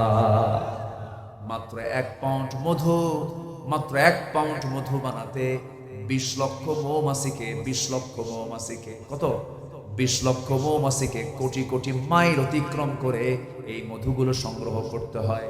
ফুলে পড়ে ফলে পড়ে এই সমস্ত মৌমাছির যদি লেবার পেমেন্ট যদি দেওয়া লাগতো, 1 পাউন্ড মধুর দাম হতো কোটি কোটি টাকা। আল্লাহ পাক বান্দার জন্য হাতের নাগালের সাধ্যের ভিতরে করে দিয়েছেন। সুবহানাল্লাহ বলা যাবে না? সেই সুন্দরবনের মধু গিয়েছিলাম 3 দিন আগে। সাতক্ষীরার শ্যামনগর মাহফিল ছিল। মাহফিল কমিটিকে বললাম, ভাই আমারে ভাত দেন বা না দেন, মধু দিয়ে। কথা কি বুঝলেন? কিন্তু বললাম, ভাই মধু যিনি দিবেন শর্ত হলো একটু খাঁটি মধু দিয়েন। বলুন তো, মধু সমস্যা না মানুষ সমস্যা? কি সমস্যা? মধু মানে কি জানেন? মধু কিনতে নিলে মনে হয় খাঁটি। তো কি আমি কি ভুল বলতেছি বলেন? চিন্তা করা যে এত বড় একটা নিয়ামতের আল্লাহ পাক খাবার দিয়েছেন, যা সব রোগের ঔষধ। আর সেই মধুর ভিতরে যারা ওই কি বলে রাজশাহীর মিষ্টির শিরা যারা ঢুকায় দেয়, ওদের শুধু একবার ভাসি না, ডাবল ডাবল ভাসি হওয়া দরকার ছিল। আল্লাহ পাক ওয়াহা ইলা নাহলি আন ইত্তাখিযি মিনাল জিবালি বুয়ুতা। আল্লাহ পাক মৌমাছিকে ওহী করলেন, তুমি তোমার বাসা বানাও। এটা কি নাপাক? না, আল্লাহি এটা নাপাক নয়। আপনার কাছে এটা ঘৃণা হতে পারে, কিন্তু এটা আল্লাহ পাক আপনার জন্য চোখের মলম বানায় দিয়েছেন। চোখের কি বানায় দিয়েছেন? মলম, স্থায়ী মলম, ন্যাচারাল মলম, যেন আপনার চোখে কোনো জীবাণু অ্যাটাক না করতে পারে। চোখের পানিকে লবণ করেছেন 24 ঘন্টায়। চোখের ডাক্তাররা বলতেছে প্রত্যেক বান্দার চোখ থেকে 24 মিলিলিটার পানি চোখ থেকে বান্দার প্রত্যেক 24 ঘন্টায় বান্দার চোখ থেকে ঝরে, পানি ঝরে। যদি বেশি পানি ঝরে তখন দেখবেন কিছু কিছু লোক আছে চোখ দিয়ে পানি গড়ে গড়ে পড়ে, তার মেশিন প্রবলেম হয়ে গেছে। বেশি পড়লেও সমস্যা, আবার না আসলেও সমস্যা। চোখের কর্নিয়া নষ্ট হয়ে যাবে, চোখ অন্ধত্বের দিকে চলে যাবে। তাহলে চোখের পানি হলো লবণ। কানের মধ্যে যে ময়লাগুলো আছে, কানের ময়লাকে আল্লাহ রাব্বুল আলামিন এলাকায় কানের ময়লাকে কি বলে? গরু খায় কানের ময়লা। এই যে কত ভাষা না, ভাষার তো কোনো শেষ নাই। বলি আলহামদুলিল্লাহ, অনেক সুন্দর ভাষা আপনারা কথা বলেন। চারঘাট, এটা চারঘাট, চারঘাটের সাথে মনে হয় রাজশাহী শহরের ভাষার মিল নাই। কোথায় যাচ্ছ গো? ভাত খেয়েছো? এরকম টান কি আছে নাকি এদিকে? আছে, কিছু আছে। মামুর বেটা কত যে মজা ভাষার মধ্যে। কে দিয়েছেন? কে দিয়েছেন এই মজা? বলেন কে দিয়েছেন? আল্লাহ দিয়েছেন। আলহামদুলিল্লাহ। রাজশাহীর আম এই যে আল্লাহ পাক নিয়ামত দিয়েছেন, গোটা পৃথিবী জানে রাজশাহী আম, বলেন আলহামদুলিল্লাহ। গোটা দুনিয়া জানে, গোটা দুনিয়া। এই দেশ থেকে আম বাহিরে যায়, আলহামদুলিল্লাহ বলবেন না? অনেক বড় নিয়ামত। গাছে ঝুলতেছে আম, কিছু দিয়ে দিয়ে না ভাই। আচ্ছা, আম পাকে নাই এখন, এদিকে এখন আল্লাহ তুমি সমস্ত প্রাকৃতিক দুর্যোগ থেকে আম ব্যবসায়ীদের তুমি হেফাজত করো, জোরে বলি আল্লাহুম্মা আমিন। এই আমের মধ্যে নিয়ামত আছে, কিন্তু আমের মধ্যে যারা ফরমালিন দেয় তাদের কি করবেন বলেন? বলেন কি করবেন? সমস্যা, মায়ের হবে না? শুধু মায়ের না, আল্লাহর নিয়ামতের সাথে যারা ভেজালি করে তাদের ফাঁসি হওয়া দরকার। বড় অপরাধ এটা। অধিকাংশ ম্যাক্সিমাম ক্যান্সার আক্রান্ত হচ্ছে শুধু খাদ্যের ভেজালের কারণে। শক্ত আইন হলে পরে সব বন্ধ হয়ে যাবে। সম্মানিত ভাই, আমরা সবকিছুর হক আদায় করবো। কানের ময়লাকে ইয়ারক্স, কানের ময়লা, এটা আল্লাহ পাক তিতা করে দিয়েছেন। কি করে দিয়েছেন? তিতা। খাইতেও নাই, বুঝবো কেমন? এটা মেডিকেল সায়েন্স বলছে কানের ময়লা হলো তিতা, চোখের পানি হলো লবণ, আর মুখের চতুর্দিকে জিহ্বার চতুর্পাশে লালা হচ্ছে স্বাদহীন, কোনো স্বাদ নাই। দেখেন, 3 অঙ্গের 3টা রকম, চোখ লবণ, কান তিতা, মুখ স্বাদ ছাড়া। সুবহানাল্লাহ বলবেন না আপনি? এটা কে করে দিয়েছেন? আল্লাহ করে দিয়েছেন। আল্লাহ বলছেন, বান্দারে মুখের লালা যদি আমি তিতা করে দিতাম, কোনো খাবার ভাল লাগতো না। যদি মুখের লালা যদি তোর জন্য মিষ্টি বানায় দিতাম, পৃথিবীর কোনো মিষ্টি তোমার স্বাদ লাগতো না। আমি মুখের মধ্যে এমন লালা দিয়েছি যে লালার মধ্যে কোনো স্বাদ নাই, যা তোর জিহ্বায় চলে আসে সঙ্গে সঙ্গে বলে ফেলি সেটা গরু গোশত, এটা খাসির গোশত, এটা মুরগির গোশত, এটা ন্যাংরাম, এটা গোপাল ভোগ, এটা রাজভোগ, এটা খিরসাপাতি, এটা হাড়ি ভাঙ্গা, এটা কি হিমসাগর। কত জামের স্বাদ! এই যে 200 প্রকার 250 প্রকার জামগুলো আছে আপনাদের, এত প্রকার স্বাদগুলো, এত ক্লাস, সমস্ত ক্লাসিফিকেশন করে দিয়েছে যে যন্ত্র, সেই যন্ত্রের নাম হলো জিহ্বা। সুবহানাল্লাহ বলা যাবে না? আল্লাহ রাব্বুল আলামিন এত কিছু দিয়েছেন, বান্দারে আমার নিয়ামতের শুকর আদায় করবি। আমার যদি শুকর আদায় করতে পারিস, আমি তোর প্রতি নিয়ামতের ভান্ডারটা ওপেন করে দেব। শিরিক করবি না। নাম্বার 2 হলো আমার হক আদায় করার জন্য তোর 2 নাম্বার কাজ হলো ভালো করে ঈমান আনবি, এবং ঈমান নিয়ে তুই টিকে থাকবি।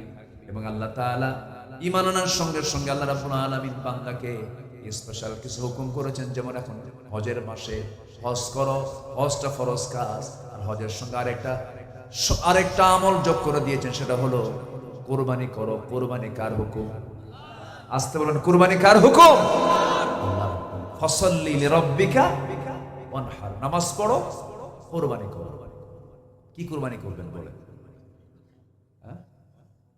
গরু, উট, দুম্বা, খাসি, ছাগল, এলাকে মুরগিও হয় মনে হয় নাকি?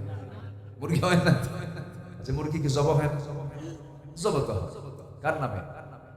আসতে বলেন, কার নামে হয়? কার নামে? উট হবে। উট হবে কয় ভাগে বলে? উটকে আপনি 10 ভাগে করতে পারবেন। আচ্ছা, গরুকে আপনি 7 ভাগে করতে পারবেন।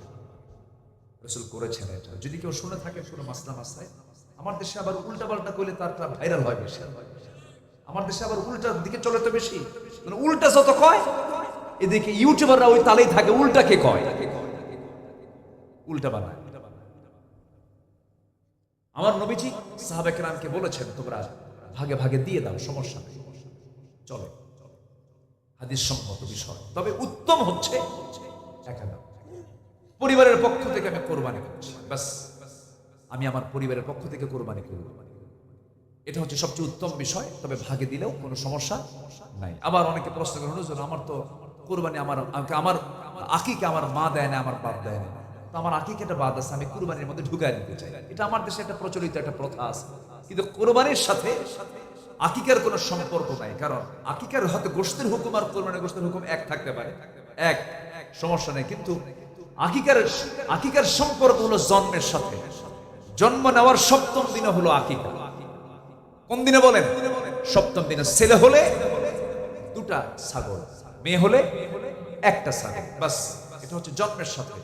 7 দিন পার হয়ে গেছে, আকিকার আর হুকুম সেখানে জারি থাকতে পারে না। কিন্তু আমার দেশে মনের সান্ত্বনা নিয়ে অনেকে আকিকা করে, কিন্তু আল্লাহ তাআলা বলতেছেন যে তুমি কি করো, জিলহজ মাসে তুমি যখন পেয়ে যাবে সেই সময় আমার পক্ষ থেকে আরেকটা হুকুম হলো তুমি কোরবানি করো।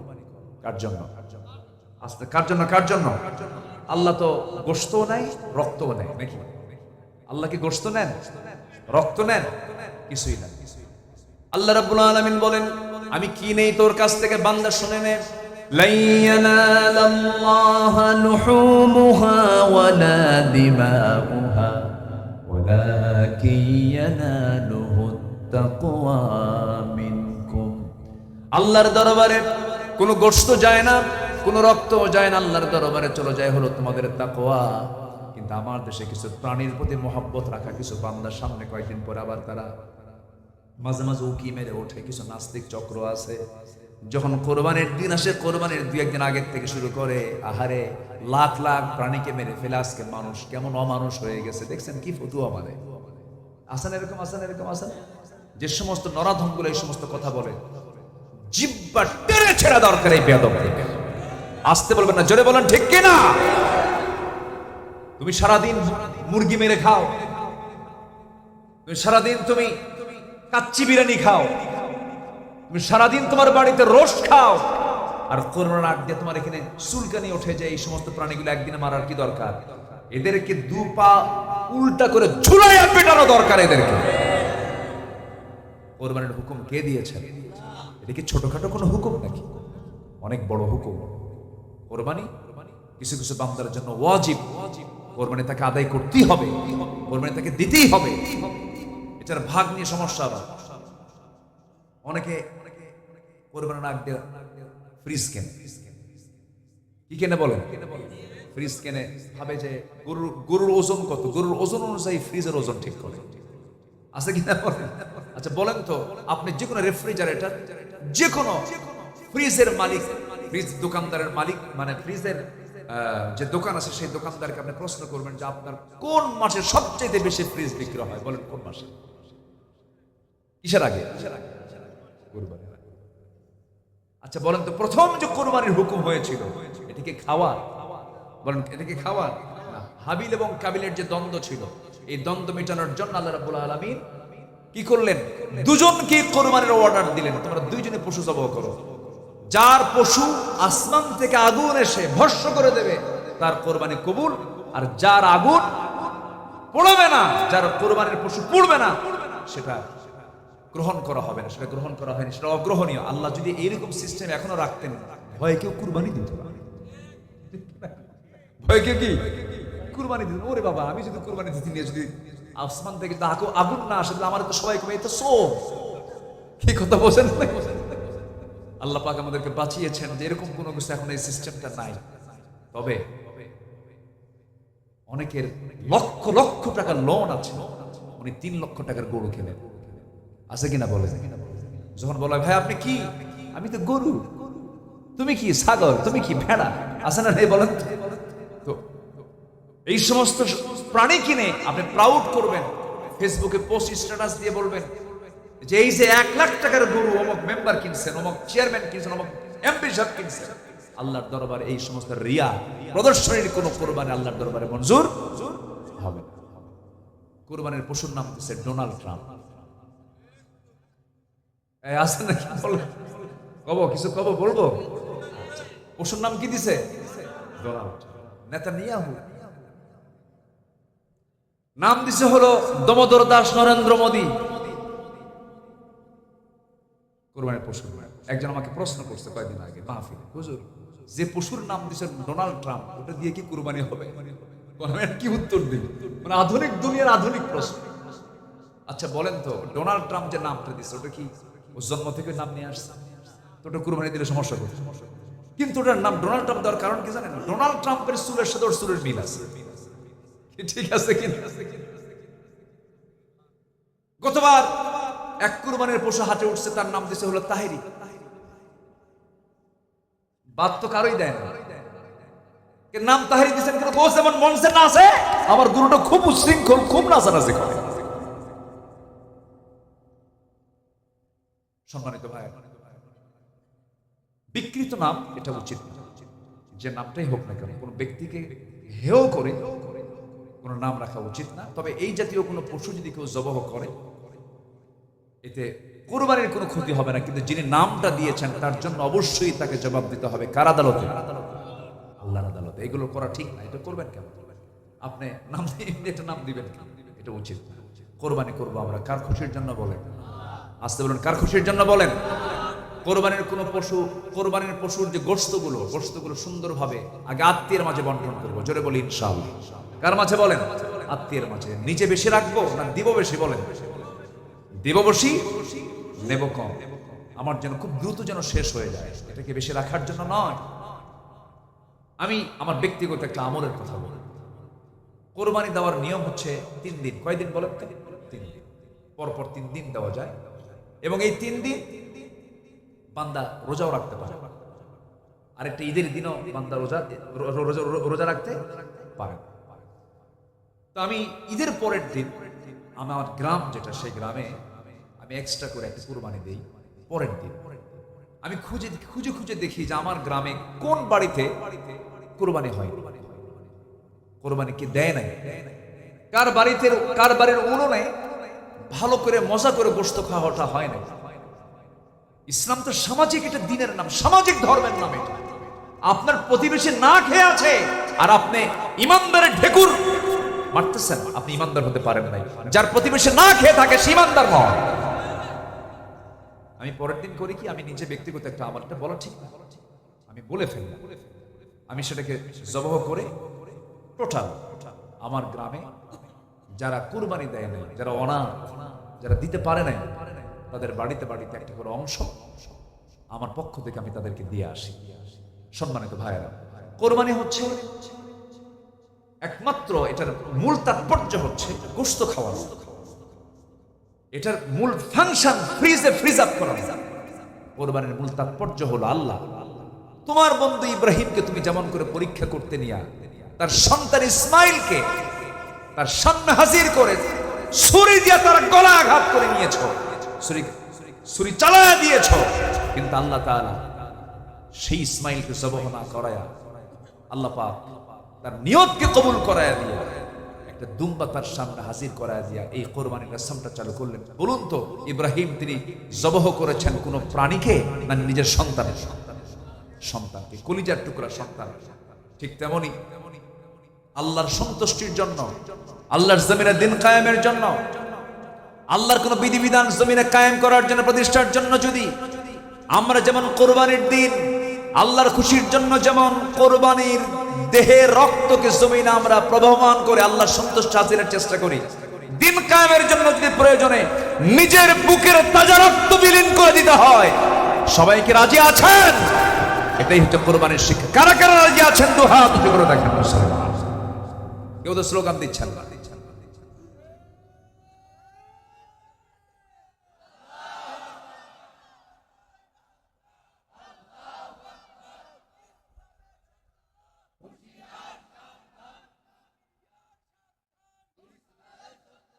আল্লাহ কবুল করেন, জোরে বলি আমিন। তাহলে জীবন দেব আমরা কার পথে? জীবন দেব আমরা কার পথে? আল্লাহ আমার জান এবং মাল কিনে নিয়েছেন জান্নাতের বিনিময়ে। কিসের বিনিময়ে বলেন? জান্নাতের বিনিময়ে। আল্লাহর হক আদায় করার জন্য 10টা কাজ। 1 নম্বরে বলেছে শিরিক করা যাবে না। নাম্বার 2 হলো ভালো ঈমান আনতে হবে এবং টিকে থাকতে হবে সেই পথে। নাম্বার 3 হলো আল্লাহকে ভয় করা। নাম্বার 4 হলো আল্লাহর বিচারে ফয়সালা মেনে নেওয়া। আল্লাহ যা বলেছেন সেই জায়গায় কোনো প্রকার অভিযোগ না তোলা, আপত্তি না তোলা। নাম্বার 5 হলো সালাত কায়েম করা, যাকাত আদায় করা।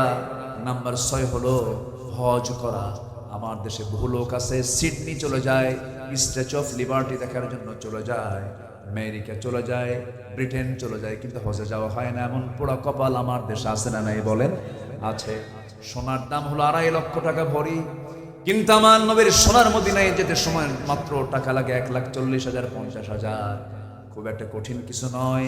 ওই যে কবিদের কবিতাটা এক সময় ছিল, মনে বড় আশা ছিল যাব মদিনায়, এরকম করে তারা কবিতাগুলো বলতেন। আজকে এটা বাস্তবতায় আমরা তা পাই না। এখান থেকে ঢাকা যেতে সময় লাগে 10 ঘন্টা 12 ঘন্টা মাঝে মাঝে, কিন্তু মক্কায় যাওয়ার জন্য ঢাকা থেকে মাঝে মাঝে সময় লেগে যায় মাত্র 5 ঘন্টা। খুব অল্প সময় আপনি যেতে পারবেন। হজের নিয়ত করে ফেলেন। 1 বছর আমের ব্যবসা করে 10 লক্ষ টাকা কামাই করলেন, মনে মনে ভাববেন যে টাকাটা পাবো, আল্লাহ তোমার ঘরটা দেখে আসবো। আল্লাহ বলেছেন ওমান দাখালাহু কানা আমিনা, যে বান্দা আমার ঘরে ঢুকবে, আমার হারামের মধ্যে ঢুকবে, আমি তাকে নিরাপত্তা দিয়ে দেবো। জোরকান সুবহানাল্লাহ। আরাফার ময়দানে যদি কোনো বান্দার হজ কবুল হয়ে যায়, নবজাতক শিশু মার পেট থেকে যেমন গুনাহ মুক্ত হয়ে দুনিয়াতে আসে, যার হজটা কবুল হয় আল্লাহ রাব্বুল আলামিন তাকে শিশুর মতো গুনাহীন করে আল্লাহ পাক তাকে প্রস্তুত করে নেন। আর যে বান্দার উপর হজ ফরজ হয়েছে কিন্তু হজ না করে মারা গেল, সেজন্য বেদিন হয়ে মারা গেল। কি হয়ে মারা গেল? বেদিন হয়ে মারা গেল। হজের মাসে একটু আপনাদেরকে এই বিষয়ে কিছু কথা বললাম। নাম্বার 7 হলো সিয়াম পালন করা। সাওমুলি ওয়া নাজসি বিহি, এটা আল্লাহর হক। হজ আল্লাহর হক। ওয়ালিল্লাহি আলান নাসি হজ্জুল বাইতি মান ইসতাতা ইলাইহি সাবিলা। রোজা রাখবো আমরা।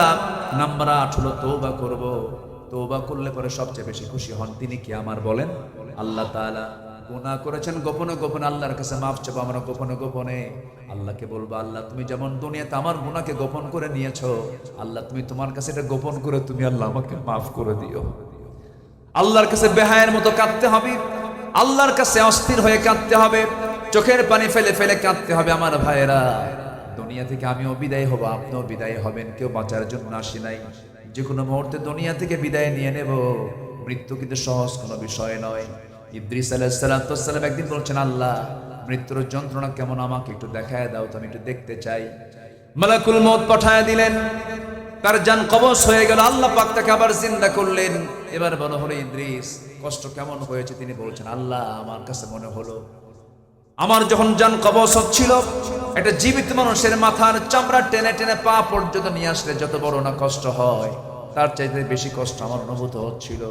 সঙ্গে সঙ্গে আল্লাহ বলছেন ইদ্রিস রে, মালাকুল মউত তোমার যখন জানটা কবজ করেছে, অত্যন্ত আদর করে যত্ন করে জানটা কবজ করেছে। আদর যত্নের জান কবজের তীব্রতা কষ্ট যদি এমনটা হতে হয়, এমনটা কষ্ট হয়, সবার সামনে মৃত্যুর মুখে মুখে আসে না নাই বলেন? আচ্ছা সবাই আমরা মৃত্যুর মুখে মুখে দাঁড়াবো একদিন। দুনিয়া থেকে বিদায় নিয়ে নেব। দাদা চলে গেছে, দাদি চলে গেছে, নানা চলে গেছে, নানি চলে গেছে। কত স্মৃতি দাদার সঙ্গে একসঙ্গে থেকেছি। দাদার মুখের জীবাণু পান মুখের মধ্যে থেকে বের করে আমাকে দিয়েছেন। কত সুন্দর সময়গুলো পার করেছি। সেই দাদাটা চলে গেল। কলিজার টুকরা সন্তান চলে গেছে, অনেকে কত আদর করেছেন।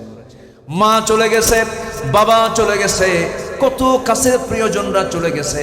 বছর 3 আগের কথা, আমার এক বন্ধুর সঙ্গে আমরা একসঙ্গে পড়াশোনা করেছি, একসঙ্গে আলিম পাস করেছি, নাম হলো জিয়াউর রহমান। একসঙ্গে একই ক্লাসে পড়েছি, কত আনন্দ উল্লাস করেছি, কত আড্ডা মেরেছি। সে আর্মিতে চাকরি পেল, আর্মিতে চাকরি করলো, আর্মির বড় কর্মকর্তা ছিল। মাঝে মাঝে কথা হতো, সুন্দর তেলাওয়াত সে করতে পারে, সুন্দর কণ্ঠ ছিল তার, সন্তানাদিও আছে, পরিবার পরিজনও আছে। হঠাৎ করে একদিন মনে হলো কতদিন বন্ধুর সঙ্গে কথা হয় না, ফোন দিলাম। ফোন ওই দিক থেকে ফোনটা যে রিসিভ করলো, মহিলার কণ্ঠ আসলো। আমি সালাম দিয়ে শুরু করলাম, বললাম মনে হয় আপনি ভাবি হবেন। আমার ভাই, আমার বন্ধু জিয়াটা কোথায়? সঙ্গে সঙ্গে বল জিয়া তো নাই। আচ্ছা আসলে পরে আমাকে একটু ফোনটা ধরতে বলবেন, আমাকে ফোনটা দিতে। আমি অমক বলছি। ওপার থেকে একটু কাদা কাদা কণ্ঠে বলছে ভাই রে, আপনার ভাই তো এমন জায়গায় গেছে যে দেশ থেকে মানুষ আর কোনোদিন ফিরে আসে না, দুনিয়া থেকে বিদায় নিয়েছে। আমি নিজেকে স্থির করতে পারলাম না। হারে আমার বয়সী মানুষ, একসঙ্গে পড়াশোনা করলাম, একসঙ্গে সময় কাটালাম। একটা মানুষের জীবন পরিবর্তনের জন্য বেশি কিছু লাগে না। একটা মানুষের বাস্তব কোন বইয়ের পড়া, বইয়ের শিক্ষা দিয়ে মানুষ কখনো শুধু ভালো হবে না। বাস্তব একটা শিক্ষা হলো, একটা বান্দা ভালো হওয়ার জন্য তার প্রিয়জনের মৃত্যুটা তার সবচেয়ে বড় শিক্ষা। প্রিয়জন দুনিয়া থেকে বিদায় নিয়েছে, কিচ্ছু না জীবন, ও চলে গেছে, আমিও চলে যাব, সব দুনিয়া থেকে একদিন বিদায় নিয়ে নেব। আমার নবী দুনিয়া থেকে বিদায় নিচ্ছেন, খুব অসুস্থ মানুষ। ওমরে ফারুক রাদিয়াল্লাহু আনহু পাগলার মতো হয়ে গেছে। একজন এসে বলতেছে, ভাই ওমর, রাসূল ইন্তেকাল করেছেন। আমার নবীজি খুব পারিবারিক মানুষ ছিলেন, তিনি পরিবারকে খুব মহব্বত করতেন, পরিবারকে সময় দিতেন। ওমরে ফারুক জানেন না তিনি ইন্তেকাল করেছেন, কারণ রাসূল ইন্তেকাল করেছেন সাহাবীদের সামনে না, স্ত্রীর সামনে। বলেন কার সামনে? স্ত্রীর সামনে, ঘরের ভেতরে পর্দার পরিবেশে তিনি ছিলেন। ঘরের মধ্যে তিনি দুনিয়া থেকে বিদায় নিয়েছেন। রাসূল যখন দুনিয়া থেকে বিদায় নেন, তার সামনে কেউ ছিল না, মাত্র একটা মানুষ ছিল, তার নাম হচ্ছে আম্মা জান আয়েশা সিদ্দিকা রাদিয়াল্লাহু তাআলা আনহা। তিনি যখন দুনিয়া থেকে বিদায় নেন, তিনি পরিবারকে খুব মহব্বত করতেন। কলিজার টুকরা ফাতিমাকে ডাক দিয়ে বলছেন, আয়েশা ফাতিমাকে ডাক দাও। তো ফাতিমাকে ডেকে আনা হলো। বলছেন, ফাতিমা রে, তুই দুনিয়াতে থাকবি, আমি দুনিয়া থেকে বিদায় নিচ্ছি, কিন্তু আমি তোকে না দেখলে থাকতে পারি না। আমার নবীজি মেয়েদেরকে খুব পছন্দ করতেন, মোহাব্বত করতেন। রাসূল বলেন, যার ঘরে 3টা মেয়ে আছে তার জন্য 3টা পৃথক জান্নাত। আমি 4টা মেয়ের বাবা। রাসূল মেয়েদেরকে খুব প্রাধান্য দিতেন, বলতেন, ও মেয়ের বাবারা, বাজার করতে গেলে পরে মেয়ের জন্য আগে বাজার করবা, ছেলের জন্য পরে বাজার করবা, মেয়েদেরকে দাম দিবা। আমি মেয়েদের বাবা, মেয়েদেরকে সম্মান করি। আমার রাসূল মেয়েদেরকে খুব মহব্বত করতেন, খুব আদর করতেন। ফাতিমা রাদিয়াল্লাহু আনহাকে বিয়ে দিলেন। বিয়ে দেওয়ার পর থেকে নিয়া আমার নবীজি তার মৃত্যুর দিন পর্যন্ত 3টা দিন পার হতে দেন না। 3টা দিন চলে গেলে রাসূল অস্থির হয়ে যেতেন, আমার মেয়েটাকে দেখি না, ফাতিমাকে দেখি না, ছটফট করতেন। নবীজি এতটাই পারিবারিক ছিলেন, পরিবারকে খুব মহব্বত করতেন, সন্তানদের সময় দিতেন, বউদেরকে সময় দিতেন। আমার নবীজির 4টা স্ত্রী একদিন একসঙ্গে এসে নবীর সামনে দাঁড়িয়ে বলছেন, হুজুর আপনি কাকে সবচেয়ে বেশি ভালোবাসেন? রাসূল বলছেন, কেন, কি হয়েছে হুজুর? আমাদের 4 জনের মধ্যে গন্ডগোল হয়েছে, আপনি আমাকে ভালোবাসেন, আপনি আমাকে ভালোবাসেন, সবাই বলে আমাকে বেশি ভালোবাসে। আপনার মুখ থেকে শুনতে চাই আপনি কাকে ভালোবাসেন। বলুন তো এই প্রশ্নটা সহজ না কঠিন? কঠিন প্রশ্ন, বললেই তো ক্যাসাল লেগে যাবে, সমস্যা হয়ে যাবে। রাসূল বলছেন, একটু হিকমত খাটানো দরকার, তোমরা চলে যাও। তাদেরকে পাঠায় দিন আর বললেন, আগামীকালকে বলে দেব তোমাদেরকে আমি কাকে সবচেয়ে বেশি ভালোবাসি। ব্রেন খাটায় করলেন কি, সন্ধ্যা হতে হতেই, অন্ধকার হতে হতেই তিনি 8টা খেজুর হাতের মধ্যে নিলেন, 2টা করে প্যাকেট করলেন। 2টা খেজুর নিয়ে প্রথমে আম্মা জান আয়েশার ঘরে গিয়ে বলছেন, আয়েশা রে, আমি তোমাকে দারুণ ভালোবাসি, 2টা খেজুর দিয়ে গেলাম, তোমাকে যে এত ভালোবাসি 2টা খেজুর দিয়ে গেছি, এই কথা যেন অন্য কোনো স্ত্রীর কানে না যায়। দ্বিতীয় স্ত্রী ঘরে একই কথা বললেন, তৃতীয় স্ত্রী ঘরে একই কথা বললেন, চতুর্থ স্ত্রী ঘরে গিয়ে একই কথা বলে 2টা করে খেজুর দিয়ে আসলেন, একই কথা বলে চলে আসলেন। পরের দিন সকালবেলা বুক ভরা আশা নিয়ে 4 জন চলে গেছে। হুজুর আপনি বলেছেন আজকে জানাবেন কাকে বেশি ভালোবাসেন। রাসূল একটু মুস্কি হাসি মেরে বলছেন, ও আমার স্ত্রীরা, গত রাত্রিতে আমি লুকায় লুকায় যার ঘরে 2টা খেজুর দিয়ে আসছি, আমি তাকেই বেশি ভালোবাসি। সুবহানাল্লাহ বলবেন না? আমার নবীজির বিজ্ঞতা, আমার নবীজির কি সুন্দর সিস্টেম পদ্ধতি। রাসূল সময়কে ম্যানেজ করেছেন। ছোট্ট ছোট্ট বাচ্চাদের সামনে যখন বসে যেতেন, বাচ্চা মানুষ বাচ্চার মতো হয়ে যেতেন। আমার নবীজি সেজদায় যেতেন, হোসেন নবীজির ঘাড়ে গিয়ে বসতেন। আমার নবীজি রুকুতে যেতেন, লাভ মেরে গিয়ে নবীজির পিঠে গিয়ে বসতেন হোসেন রাদিয়াল্লাহু তাআলা আনহু। আমার নবীজি জুমার খুতবা দিতেন, হোসেন লম্বা লম্বা জুব্বা পরে বারবার প্যাঁচ লেগে পড়ে যান। নবীজি ওয়াজিব খুতবা ছেড়ে দিয়ে ছোট্ট বাচ্চা হোসেনকে প্রথম কাতারে বসায় দেন। আমার বন্ধুগণ, যে মসজিদে ছোট্ট ছোট্ট বাচ্চাদের চিৎকার আওয়াজ শোনা যায়, যে মসজিদগুলোতে বাচ্চাদের কান্নার আওয়াজ শোনা যায়, এটা হচ্ছে রহমতের মসজিদ, বরকতের মসজিদ। জোরে বলেন সুবহানাল্লাহ। বাচ্চাগুলো যা আছে সব নিয়ে যাবেন মসজিদে, ছেলে হোক মেয়ে হোক, 4 বছর 5 বছর 6 বছর 7 বছর 8 বছর 9 বছর, সবগুলো বাচ্চা গ্রামের কোথাও থাকবে না, সব চলে যাবে কোথায়? তারা হাঁটবে, তারা হাসবে, তারা কাঁদবে, তারা ঠেলাঠেলি করবে, তারা ঘুদাঘুদি করবে, কোনো ডিস্টার্ব করা যাবে না। নিজের চোখে দেখে আসলাম কাতারের সেন্ট্রাল মসজিদ, দোহার মধ্যে সবচেয়ে শ্রেষ্ঠ মসজিদ, কাতারের সেন্ট্রাল মসজিদ দেখে আসলাম। জাস্ট আমাদের দেশের বাইতুল মুকাররমের মতো সেন্ট্রাল মসজিদের প্রথম কাতারে আমি নামাজটা যখন পড়ছিলাম, খতিব নামাজটা শেষ করলেন, কয়েক শত ছোট্ট ছোট্ট বাচ্চারা দৌড় মেরে মেরে এসে খতিবের কপালে চুমা খায়, হাত টেনে ধরে, তার জামা টেনে ধরে। খতিবের সবাইকে সুন্দর করে আদর করছেন, স্নেহ করছেন। কিন্তু আমার দেশের মসজিদগুলো কিছু বুড়াদের দখলে, কিছু বুড়া মানুষ, এত বুড়া মানুষ চোখগুলো এত বড় বড় বানায়, বাচ্চাদের দেখলে পরে ওই বাচ্চাগুলো মনে মনে দোয়া করে, বুড়া তুই মরবি কোন দিন। এই আছে না? না, এগুলো করা যাবে না। মসজিদকে আমার আবাদ বানায় ফেলবো, জোরে বলি ইনশাআল্লাহ। আমার বন্ধুগণ, আম্মা জান আয়েশা সিদ্দিকা রাদিয়াল্লাহু আনহা দুনিয়া থেকে বিদায় নেবেন। আয়েশা সিদ্দিকার ঘরে রাসূল দুনিয়া থেকে বিদায় নেবেন। এবার রাসূল বলেন, আয়েশা রে, দুনিয়াতে আমার কারোর সঙ্গে কোনো কথা হলো না, তোমার সঙ্গে আমার সর্বশেষ কথা হয়ে দুনিয়া থেকে আমি বিদায় নিচ্ছি। আয়েশা, তোমাকে একটা কথা বলে যাচ্ছি, আমার উম্মতকে একটা মেসেজ জানায় দিবা। আমার উম্মত 1 নম্বর হক, আল্লাহর হক, নামাজ যেন 5 ওয়াক্ত আমার উম্মতরা যেন কখনো না ছেড়ে দেয়। আল্লাহ তুমি সকল মানুষকে নামাজি বানায় দাও, জোরে বলি আমিন। আমার দেশে কত দল তৈরি হলো, কত সরকার গঠন হলো, কত সরকার আসলো গেল, কত দল আমার চোখের সামনে দেখতে পেলাম। জাহান্নাম থেকে বাঁচার জন্য কারো কোনো টেনশন নাই, ঠিক কিনা বলেন? মদের আইন পাস হয়, জেনার আইন পাস হয়, এরপরে সুদের আর কারবার চলে, সব চলে, আজ পর্যন্ত জাহান্নাম থেকে বাঁচার জন্য জাতিকে নামাজের দিকে কেউ ডাকলো না, নামাজের আইন কেউ পাশ করতে পারলো।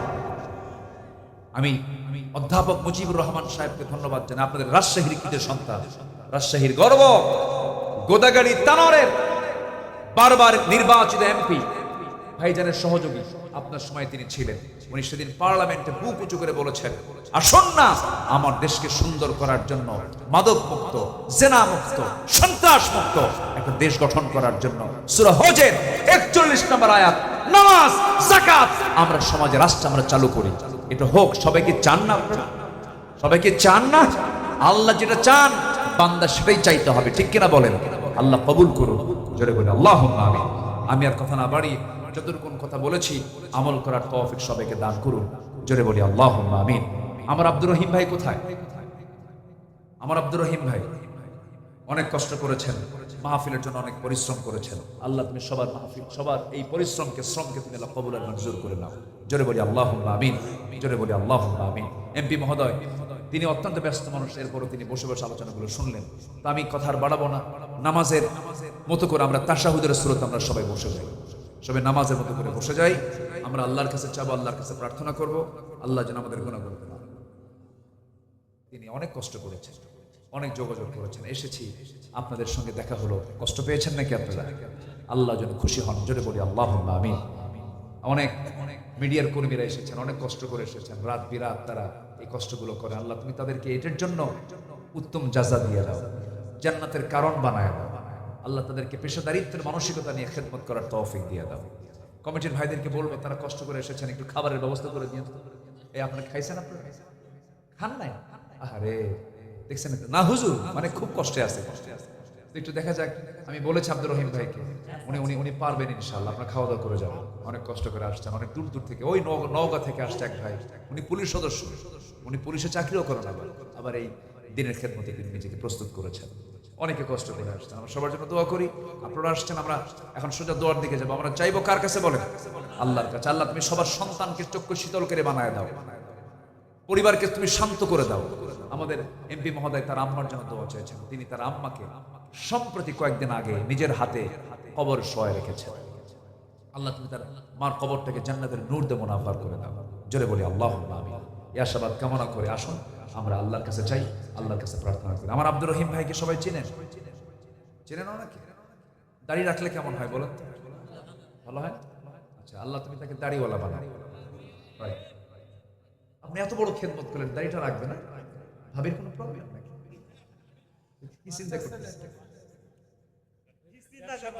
কোনো সমস্যা নেই, চিন্তা একটাই, রাসূল সুন্নাহ, রাসূল দাড়ি রেখেছেন, আমি দাড়িওয়ালা জানি তো,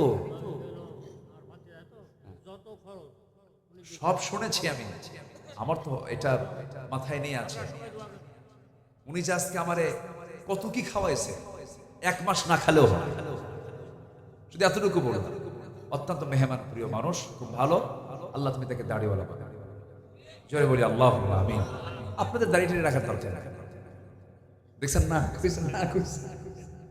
আমরা সবাই সুন্নাহ মেনে চলবো। কে কখন চলে যাব? দাড়িটা নিয়ে গেলে আল্লাহ বেজার হবেন না, খুশি হবেন? সুন্নাহ, এটা সুন্নাহ, কিন্তু অনেক গুরুত্বপূর্ণ, দায়মে সুন্নাহ। এটা সুন্নাতুল আম্বিয়া, সকল নবীর সুন্নাত। এটা আদম থেকে নিয়ে রাসূল পর্যন্ত যত নবী সব মোছওয়ালা না দাড়িওয়ালা?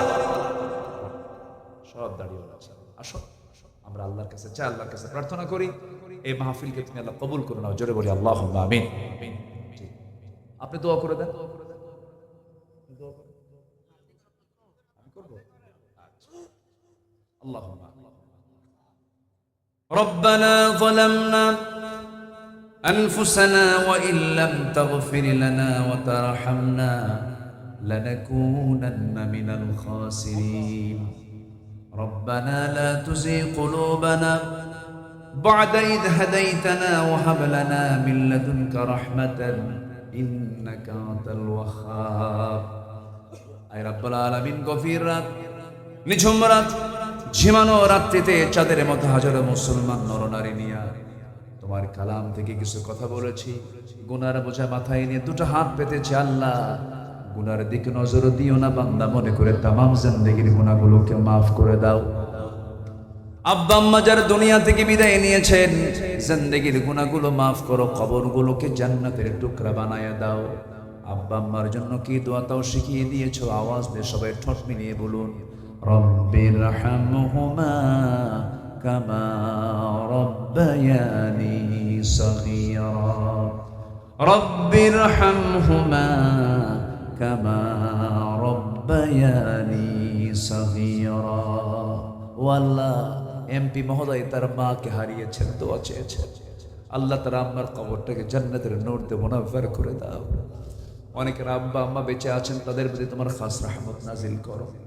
দুনিয়া থেকে কোন দিন বিদায় নেব জানি না, ডান হাতে আমলনামা না আসা পর্যন্ত মরণ দিও না। এই গ্রামে কত মাইয়াত শুয়ে আছে রে, আশেপাশে কত কবরবাসী শুয়ে আছে, অপেক্ষায় আছে আমার সন্তানটা আমার জন্য কখন দোয়া করবে। আশেপাশে যত কবরবাসী আছেন, কবরবাসীর সমস্ত আযাব মাফ করে দাও, কবরগুলোকে জান্নাতের টুকরা বানায়া দাও। তোমার বান্দাগুলোকে নেয়াত তুলেছে এমন সময় মুসলমানদের পায়ের তলায় মাটি নাই। ও আল্লাহ, ফিলিস্তিনকে বাঁচাও, কাশ্মীরকে বাঁচাও। আল্লাহ, মুসলমানদের প্রথম কিবলা বাইতুল আকসাকে মুসলমানদের হাতে তুলে দাও। এই ক্রান্তি লগ্নে 180 কোটি মুসলমানের জন্য একটা ওমর তুমি আল্লাহ পাঠায়া দাও। দুনিয়া থেকে যেদিন বিদায় নিয়ে নেব রে, টেনে হেঁচড়ে ঘর থেকে বের করে দেবে, কবরের দিকে ঠেলে আমাকে নিয়ে যাবে, কবরে শোয়া দেবে। 24 ঘন্টা যাবে না, মাথার চুলগুলো খসে খসে পড়বে। 3 দিন যাবে না, চামড়াগুলো গলে গলে পড়বে। মাত্র 7টা দিন পেটের নারী বুড়ি সব চোখ মুখ কান নাক দিয়ে বের হওয়া শুরু হয়ে যাবে, কিম্পুত কিমাকার চেহারা হয়ে যাবে। মাত্র 3টা মাস পরে দেখা যাবে, কবর খনন করে যদি দেখা হয় কয়েকটা হাড় ছাড়া কিচ্ছু নাই রে। এই তো জীবনের পতন।